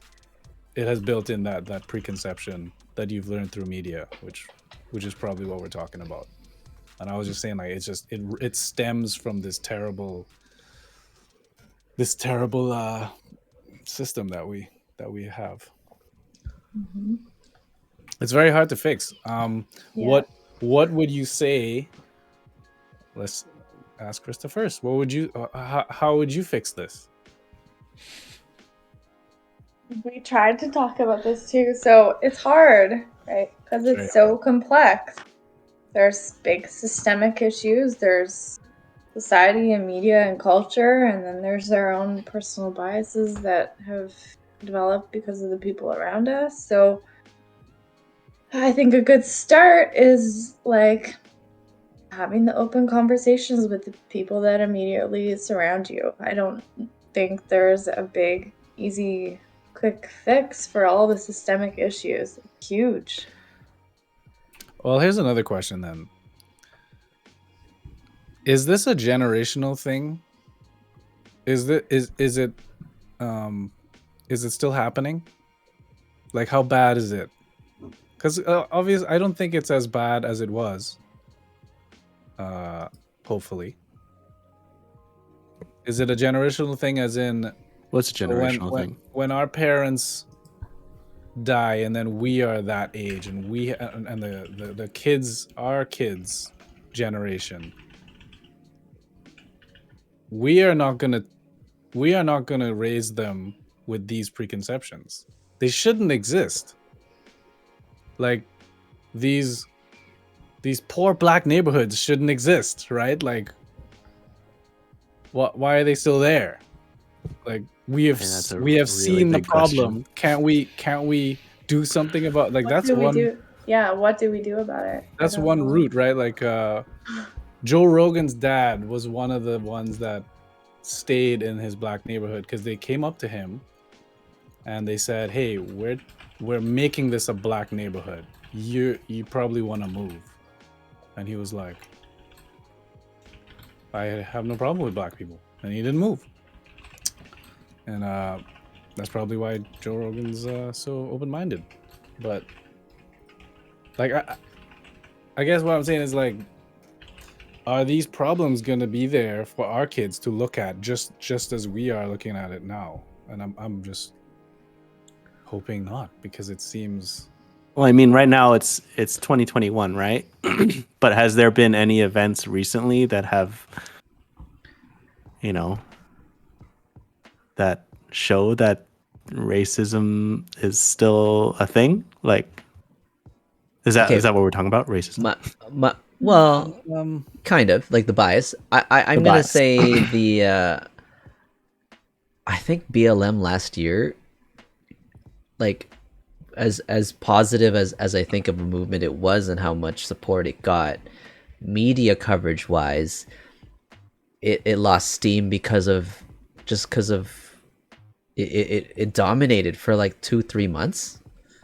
And I just media coverage now, I just feel like they're probably more resistant to cover that story now because it's old. I'm gonna probably sit more on the thing, like, it's probably still happening, we just won't hear about it as much just because it's not a hot story anymore. Oh, I mean, last year, I'd say last year is pretty recent for a cop to Yeah. kill a black guy on the streets. Oh Right. yeah, for sure. It exists. That's what I'm saying. I still like Yeah. it exists, but we're just not going to hear about it. When you said 2021, we're not hearing. We didn't hear much about it this year. Like, but I'm sure that shit's still happening, right? Yeah. And that kind of goes into my generational question, because if you jump back a generation, it was just, 2 generations ago, it was slaves. And then It's very recent. one generation ago, it was just openly beating and shooting black people. Right, right. And then in our generation, it's cops killing black people, just, using way too much force. And so that's what I'm saying. So, So there's one side that's saying every that generation there's still okay. So there's getting an a improvement. little, it's getting a little better. Like, are our kids Yeah. going to be sitting down here talking about another thing similar to, white cop kneeling down on a black man's neck and killing him? Like, I hope not, because Our kids. yeah, Hope not. that's what I Oh, mean. this is Like, us, right? Because we sort of understand, but people I- in those neighborhoods, people But in other they're- neighborhoods, but- they're raised differently, no? Yeah, and I, I mean, mean- there are people that are our generation who are in white supremacist groups, like, yeah, that's true. so. So they'll I'm just hoping- pass it on to their You know- next Yeah. generation. You know, one Yeah. thing that I will say, which is kind of counterproductive, but I do think it applies, is the persona of the rapper, of the hip hop artist, tatted up, grill, hair, that look, right? The gangsta rapper. One thing I will say is like the diversity of that gangster rapper has, I think, broadened to a point where at least we can now associate that image not just with a black man. You know what I mean? Like now, like the last example that I have of like a stupid example of that image is Island Boys, Island boy. right? And you wouldn't look at them, and they would still argue that they are black because they're from Cuba or whatever. But If I saw them walking towards me on the street, I would cross the road. I would Fuck exactly, those guys. exactly. They're gonna kill me. Look at them. They're on drugs. Right? Oh my- So at least in the one sense, I was saying that media glamorizes that look, and it's still sought after by the youth to become that, to have quick money and access to like that lifestyle, that glorified lifestyle of getting whatever you want, money, girls, sex, power, all that stuff, you're a gangster and you have reputation and stuff. But it was only glorified and associated with blacks for a long time. But rather than get rid of that image and try to fix that image, and it would have been nice if they were all more like Common or Mos Def or Nas, where it was becoming more intelligent. Even Yeezy, even Drake, whatever. Not like Tekashi 6ix9ine and all those, that line, right? But at least It's the mumble rappers. it's diversifying. I'm They're saying getting popular, but they have no talent. It's just terrible. It's garbage. I can't believe the youth are following them. Oh god. because I mean, look at TikTok content at all, man. Like, I guess don't look at refuse. TikTok content. Good, yeah, you shouldn't. refuse. It's so. I just go through I'll log in just to see, okay, what's trending for maybe about a minute or two, and it's like, oh man, I'm worried. I'm worried about like. The children. Think of the Yeah, children. dude, I don't know, man. Like, I didn't used to really worry. I'm like, they'll be fine. There's still smart people out there who are gonna, thrive and like succeed and whatever. But like, The ones whose parents keep them away from that. but shit. the vast majority is like what kids look at value now. Like, Yeah. oh my god, like it hurts. You have to Hurts to hope. see. You have to hope, just like anything else, that the pendulum just turns and swings the other way. It's like cancel culture. It's like it's almost at a point where it's swinging the other way. And a lot of people are like, all right, this is fucking stupid. Yeah. Oh, I had a good question. I forgot.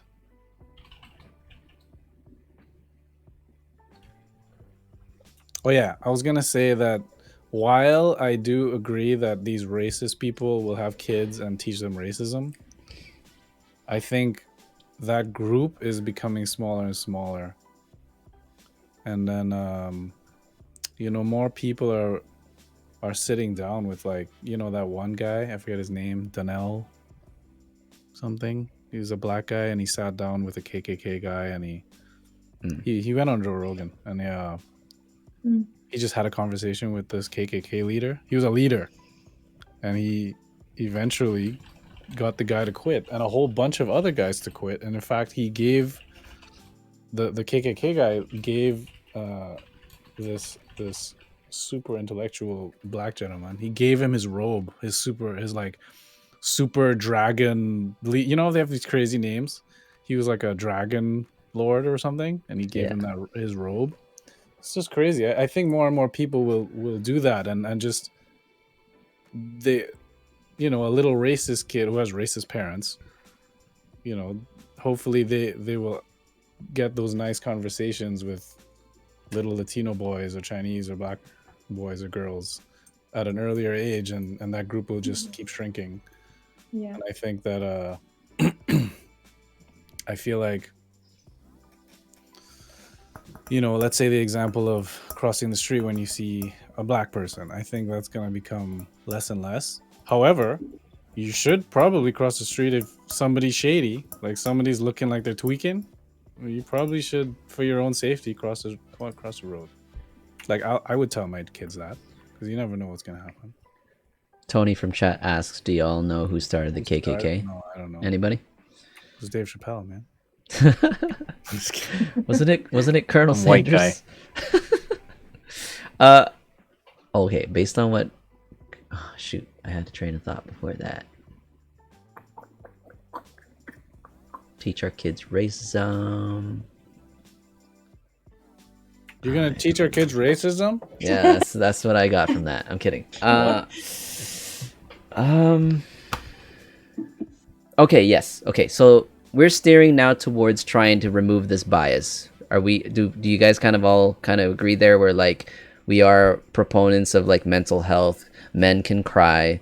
Men don't have to be so stoic. There is no such thing as, like, women have to be a certain way to be, like, accepted in society. They can strive as much as men. Like, is this, like, all positive kind of notions that we all see as, like, valuable now?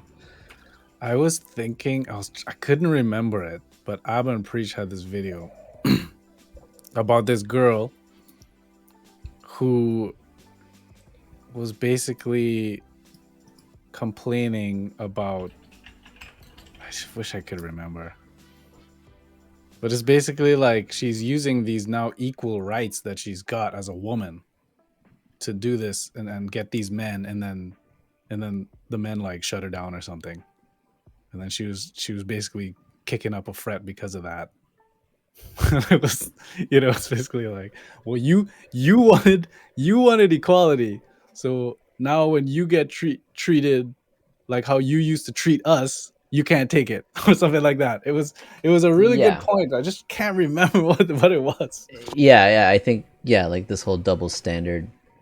Yeah, it was. There's a number of those. Standard. There's a number of those. Yeah, they do a lot of those where they get some woman who, I think by all our standards, like, we would listen to this and, like, that's stupid. Like, you can't complain like that. Like, it is an easy thing to kind of argue against when it's based off of a double standard. Like, I think I know. Like, I've seen a number of videos from Abba and Preach who kind of who explain that sort of scenario, and it's an easy retort, right? But what's interesting is how often these TikToks come up of these women complaining about stuff, and they're like, here we go again, right? Like, another one. Now, do you think? Do you So you were think? saying do I think it's all positive? That's why I was thinking, because I was like, there's something negative there, but I can't pinpoint it really. Well, I think for those people who are taking negative out of that, don't understand what it really is. You know? What Feminism negative has out of what? changed from the pioneers fighting for women's rights versus third wave feminism today. I agree. Feminists today are crazy. Like there are different. That word. Yeah, there's like a different type of feminism. That word has taken on like some Yeah, wild definitions now. And I Chappelle would did a great bit on it too. I would identify myself as a feminist too, and I think everyone would. I think right? I think some feminists would argue that I'm not. Yeah, because it doesn't fit their definition of feminism. Yeah. But the Chappelle's bit, like the dictionary definition is a person that believes in equal rights for men and women. That's a feminist. I'm obviously we're all feminists. Yeah. Why is it called feminist then? Because they hijacked the word. Oh. And so now to them it would mean like because men have like a lot of more them say rights than women. That's why. Like, because It's men like- don't have to fight for their rights. Women do. It's just like Black Lives Matter guys versus All Lives Matter. It's just nomenclature. It's basically just naming. We know Black Lives Matter isn't about, hey, black people are more important. It's about it's about equality there. And same with feminism. It's because men have already dominated, so they use feminism to like the focus is for females to help them kind of catch up and be equal. If it was just both genders, like both genderism, like like some of them would argue like there would be I need to think of a good example. But it'd be like a woman who is, I guess, not desirable, let's say. So no men want this woman. So this woman just hates all men. And she becomes her definition of a feminist. She's now a feminist. She hates all men. that I swear that is like part of it today. Yeah, all men. Yeah, I think they think they're feminist. Yeah, a today feminist hates all men. Yeah, they're crazy. Like, it goes beyond just, hey, you know what? Let's have equal rights. It's like, fuck all men. Men are pigs. Yeah, and then they'll go out and make a video and they're abusing men. Hashtag feminist. They'll have a group of quote feminists abusing a man, and the man can't really do anything. Like, what's a man gonna do? Beat the shit out of all these women? Mind you, sometimes this happens. I've seen those videos too. And I'm like, I just hope that man did not go to jail for that, because she or they were in the wrong and he had to protect himself in a very. I think that when you say that, it's like they're mixing up. I just googled the definition. The opposite of misogyny is misandry. So they're mixing up feminism with misandry. It's like a hatred or dislike of men, rather than. Yeah, but that's they just one part think it's of it. The same. Yeah, it's more than just hating men. It's like it goes a lot of these today. It's like a down with men. It's like down. Yeah, with it's like men. they want all men to die, and like it's crazy. Like when I say it's crazy, it sounds clinically crazy. Sort of like incels, right? Like that thing. Is that? Like how that's crazy? How is an incel crazy?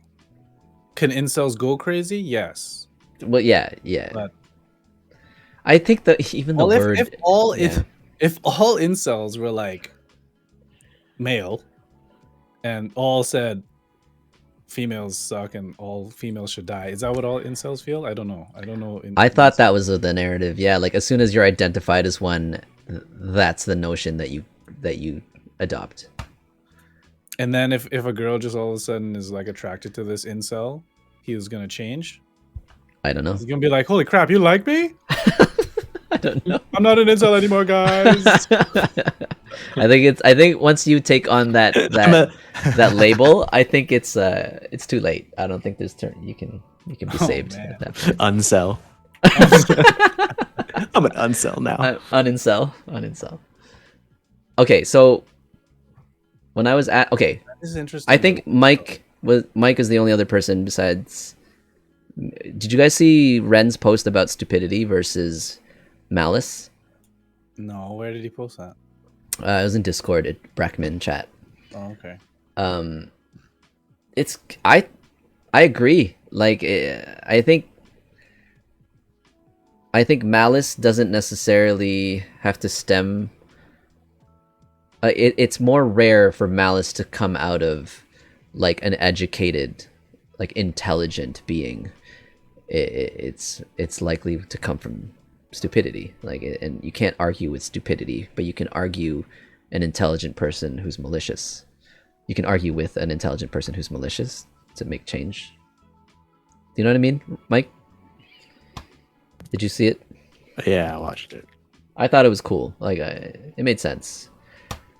Yeah. So, I'm just saying, like, I mean, with that kind of brief summary, and how we're trying to understand, like, in today's world, this whole bias, race, gender, we understand that it's no longer applicable. It's no longer necessary, and it's in our future kids' generation's best interest to remove that.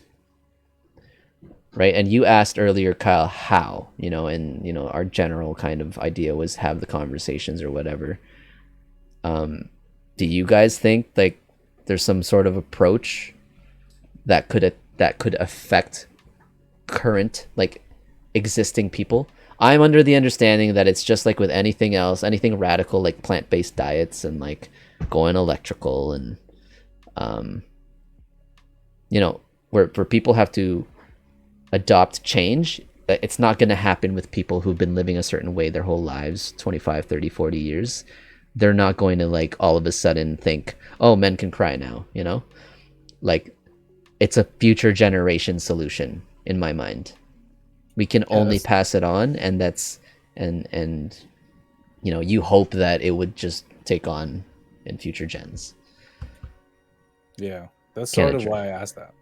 Yeah. Because the first question was, how do you fix it? Like right now, it's like, well, it's really hard. Okay, so is this a generational thing? Yeah. Which I probably, I think partly. But I think you can still have the conversations. Right. Yeah. I'll give my grandparents as an example. Right. My grandma was super racist. Right. Yeah. Like, but we had a lot of conversations, and slowly her thoughts actually started to change. Yeah, that's really cool. And I think so if you don't have the conversations, even like amongst our peers or whatever, if no one else exposes them to this idea, likely they'll just adopt what they were told and what they were taught, and they'll just pass on what they know. So yeah, it's all about spreading good information, right? Like, I was fortunate enough to grow up in Trinidad, where it's like it's basically like Toronto, right? There's just so many cultures where I grew up, so many races. But I also experienced a lot of racism because I'm a minority. Like, there are not that many Chinese Trinidadians.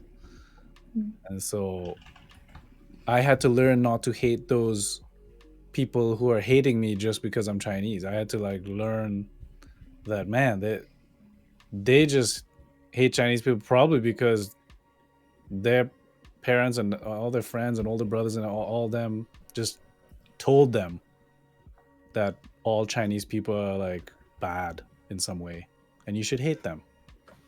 And because the people I'm talking about are like villagers, right? So I would go to a beach and I'd walk through the village and I'd be really nice. Like, I'd be like, hey, how you doing? And stuff like that. And they'd just cuss me out.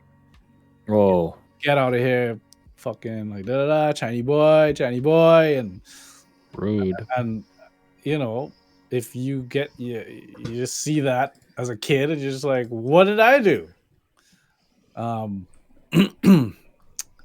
And I'm glad that my father didn't be like, fuck those black people. All black people are, racist against all black people hate Chinese people. If he taught me that, I would be a fucking racist. But he didn't, right? He taught me better. It's sort of why knowledge is so important, right? Just understanding words, education. Really, it's education about race. I learned from my dad how Chinese people even ended up in Trinidad. They don't know because they are from a very poor village in Trinidad. That's why.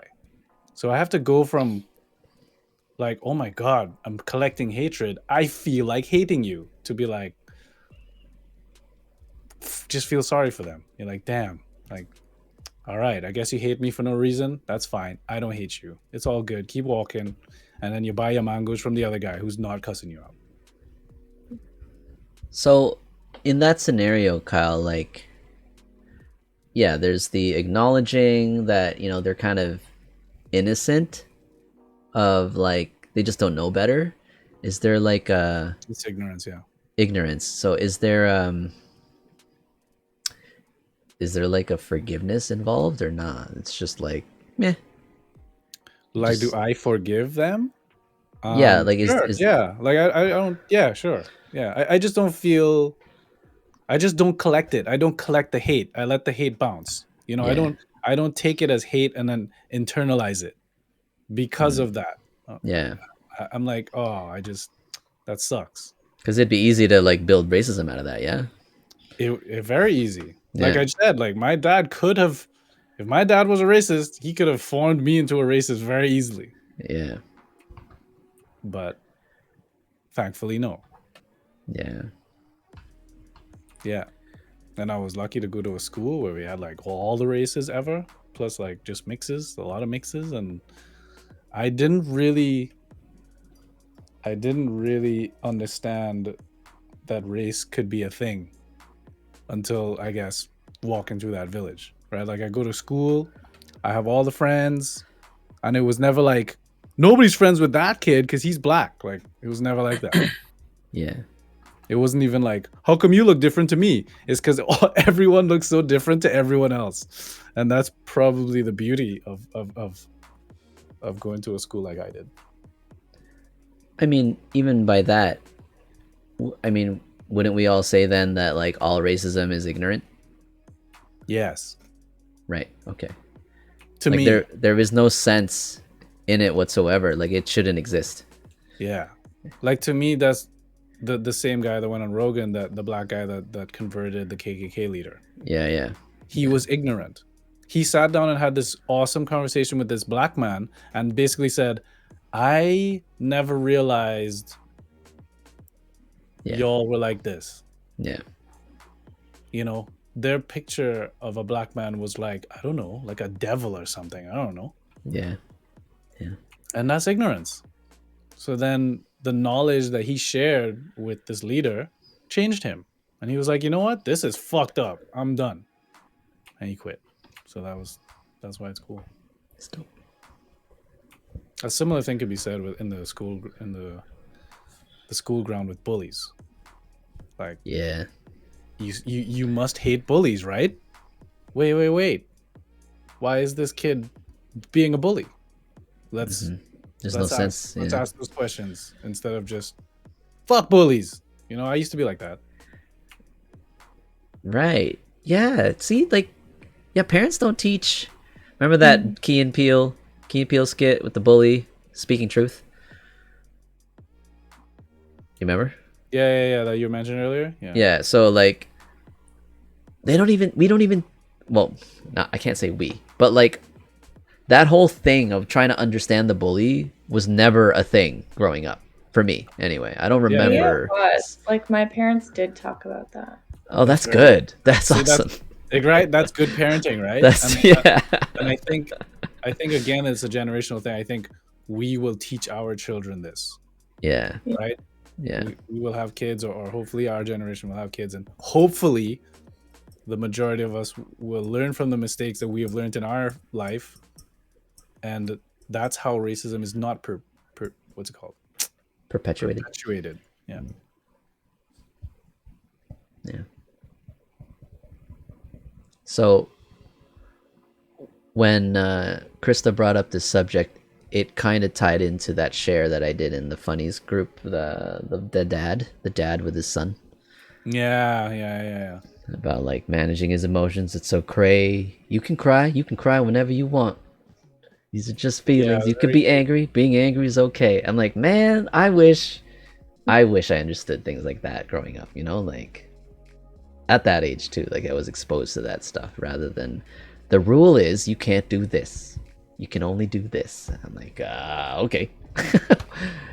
The first time I was pretty old because I guess my life was pretty easy, but my dad is like that, but I never had to face any, you know, like I said, I was an asshole. I was the bully when I was small. And Okay. when I came out to Canada and my sister died, that's when my dad said the same thing. He almost was trying to get me to cry because I wasn't crying. Because I didn't want to cry in front of them. Because I was like, that would make them cry way more. So I'm not going to cry.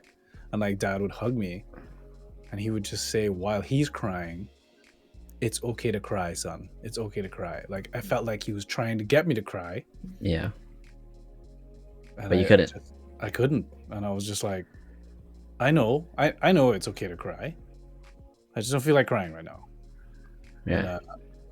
And, but yeah, I mean he was very, I mean he's a very sensitive man. And so I do get that from him as well. I'm super emotional, just like him. Like I can just, whether it's a good emotion or a bad emotion, I'm very much like him in that way. Can I ask you, because you just said, and I do remember you told me this, but I guess I just don't know if we went in depth about it, but you just said you were the bully, right? Yeah. And, you know, Krista did say when she was younger, like her parents did teach to see if you could empathize with the bully. Did you ever do that? Like when you look back at yourself as a bully, understand why you were a bully? Like, was there more in depth to that reason? I wasn't an abusive bully. Okay. I wasn't the bully that beat up people. I was the bully to like make fun of people. Okay. Because I wanted my friends to laugh. Okay. And I found out, sadly, like, hey, if I like make fun of this person, all my friends laugh a lot. And I just kept doing that. And then until it hits a point where like they cry. And then only then I was like, oh, wait. I was just joking. And then I was like, okay, no. That was one of the girls I made cry there. And I remember when Facebook became a thing, I found her and I wrote her this super long message. Because after she broke down and stuff, after that year, she moved. Yeah. And I thought that I made her move. You made somebody move? No, well, I thought I did, but I found her on Facebook and she went to some other country, and I messaged her this long apology message. And she said, thanks for reaching out to me. What did she say? She's like, fortunately, no, you didn't make me move. We were moving anyway. And don't worry, I didn't lose any sleep over you. And I laughed and I was very relieved because that was weighing on me. Like I still remember like the setting. You know, all the students were out in the field and we were doing like drills for sports day, and like we're out in this grassy field and we had to just sit there, and it was fucking boring. So my job as a class clown is I have to keep everyone laughing. I just drilled this girl for like really long, just making fun of her constantly. And it was so stupid too, because I think I liked her a little bit. I think I liked her a little bit. Anyway, so Story checks out. Yeah. this that was so bad because sports day's near the end of the year, and then she moved. Can I And ask I was like, how old were you when you sent the message on Facebook? I don't know. Like after university? I think it was during university because I got Facebook in university, and I think the thought came to me maybe like a year or two after Facebook. I was like, I could find these people that, because remember when Facebook came out, it was just schools. Yeah. I was like, so I'm thinking about students. Like, holy crap, there were these students that I fucking bullied. I tried to find them. Looking back, I'm friends with all of them except one. okay. Looking back, okay, you're friends with all of them except one. You mean her? No, she's my friend on Facebook. Okay. So okay, looking back, do you feel the apology? Would you do it again, or you wouldn't do it again? Do what? Send an apology? If you could do it, not all over again, but if you had a choice to not send that apology, would you? Would you not? I would send the apology 100 times. Okay. Yeah. Like I don't care if the apology is not accepted. Like in the one case of that one guy who didn't accept my apology, which makes sense because that guy I actually got into physical fights with. Mm-hmm. And I would do stupid shit. Like I'd hit him once and basically run away and be like, I won. Oh. We both did karate, like rival dojos and shit. Like we were both near black belt too. But like, to be honest, he probably kicked my ass, man. But yeah, he did not accept my apology at all. So I understand. And I hope that if one day I could sit down with him and have a good talk, that would be cool. But if not, that's okay. But I sent it because I at least need these people to know that I am sorry. And it wasn't just like, hey, I'm sorry. It was like a big note about my life, basically. Okay. Yeah. Yeah, okay, an apology.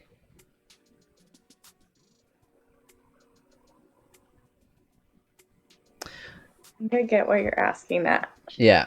I'm thinking about it in that line, but I don't think this is... I think it was like... Yeah. We've talked about more traumatic situations where an apology would not be wanted.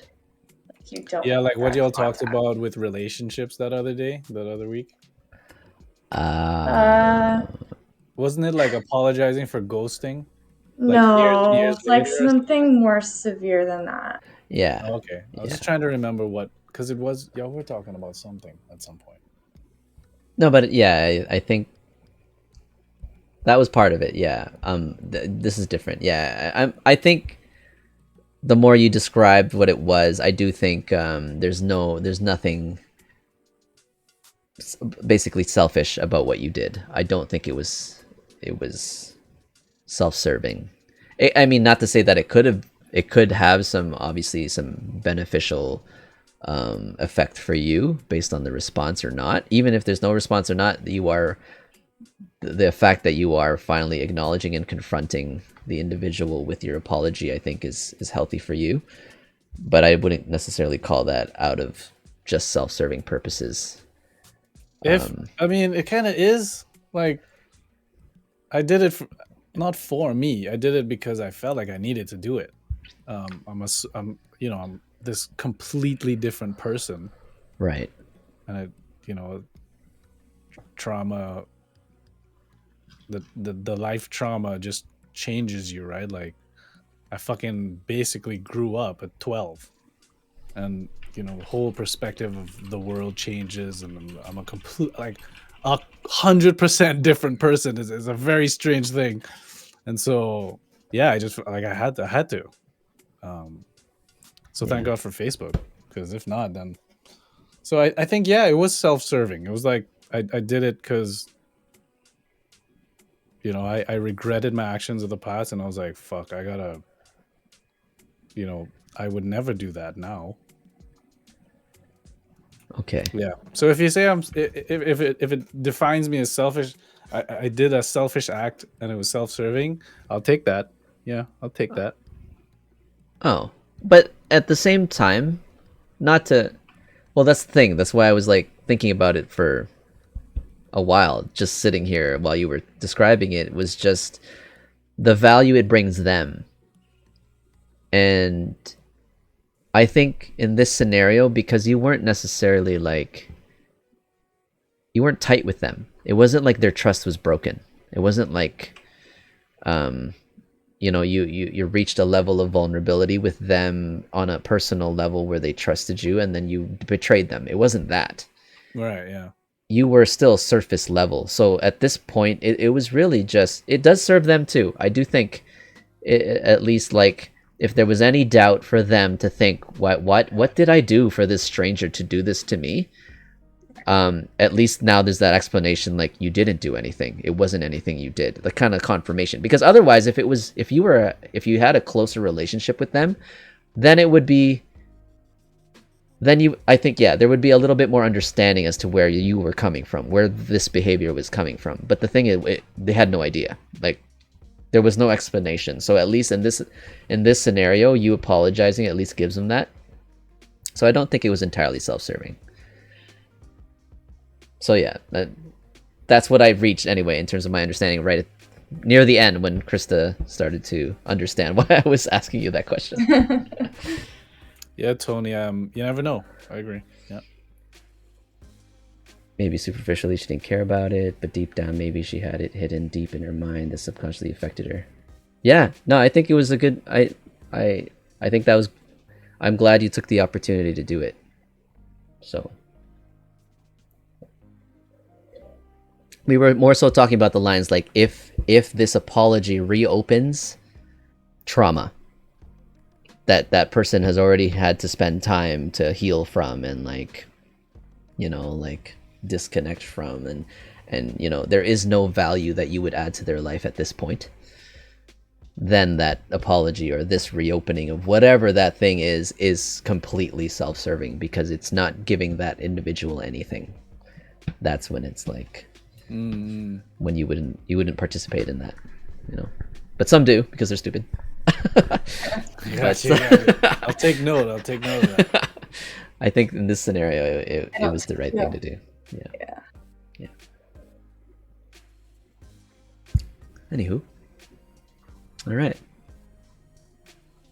Any other thoughts, guys? I think we did good here. It was about 3 hours. I gotta go to bed. Yeah. All right. Well, thank you guys for joining in. Tony, again, thanks so much for coming by. And DayDay, Mike, thanks for coming in too. Kyle, thanks for coming in. Krista, for sure, thanks for the subject. We'll see you guys next week at probably 10 p.m. I like the 10 p.m. time. 9:30 is a bit early in my understanding, but 10 p.m. Eastern. We'll see you next Thursday. If you like this video, please click like and subscribe and hit the notification bell. And we'll see you later next time, guys. Peace. Peace.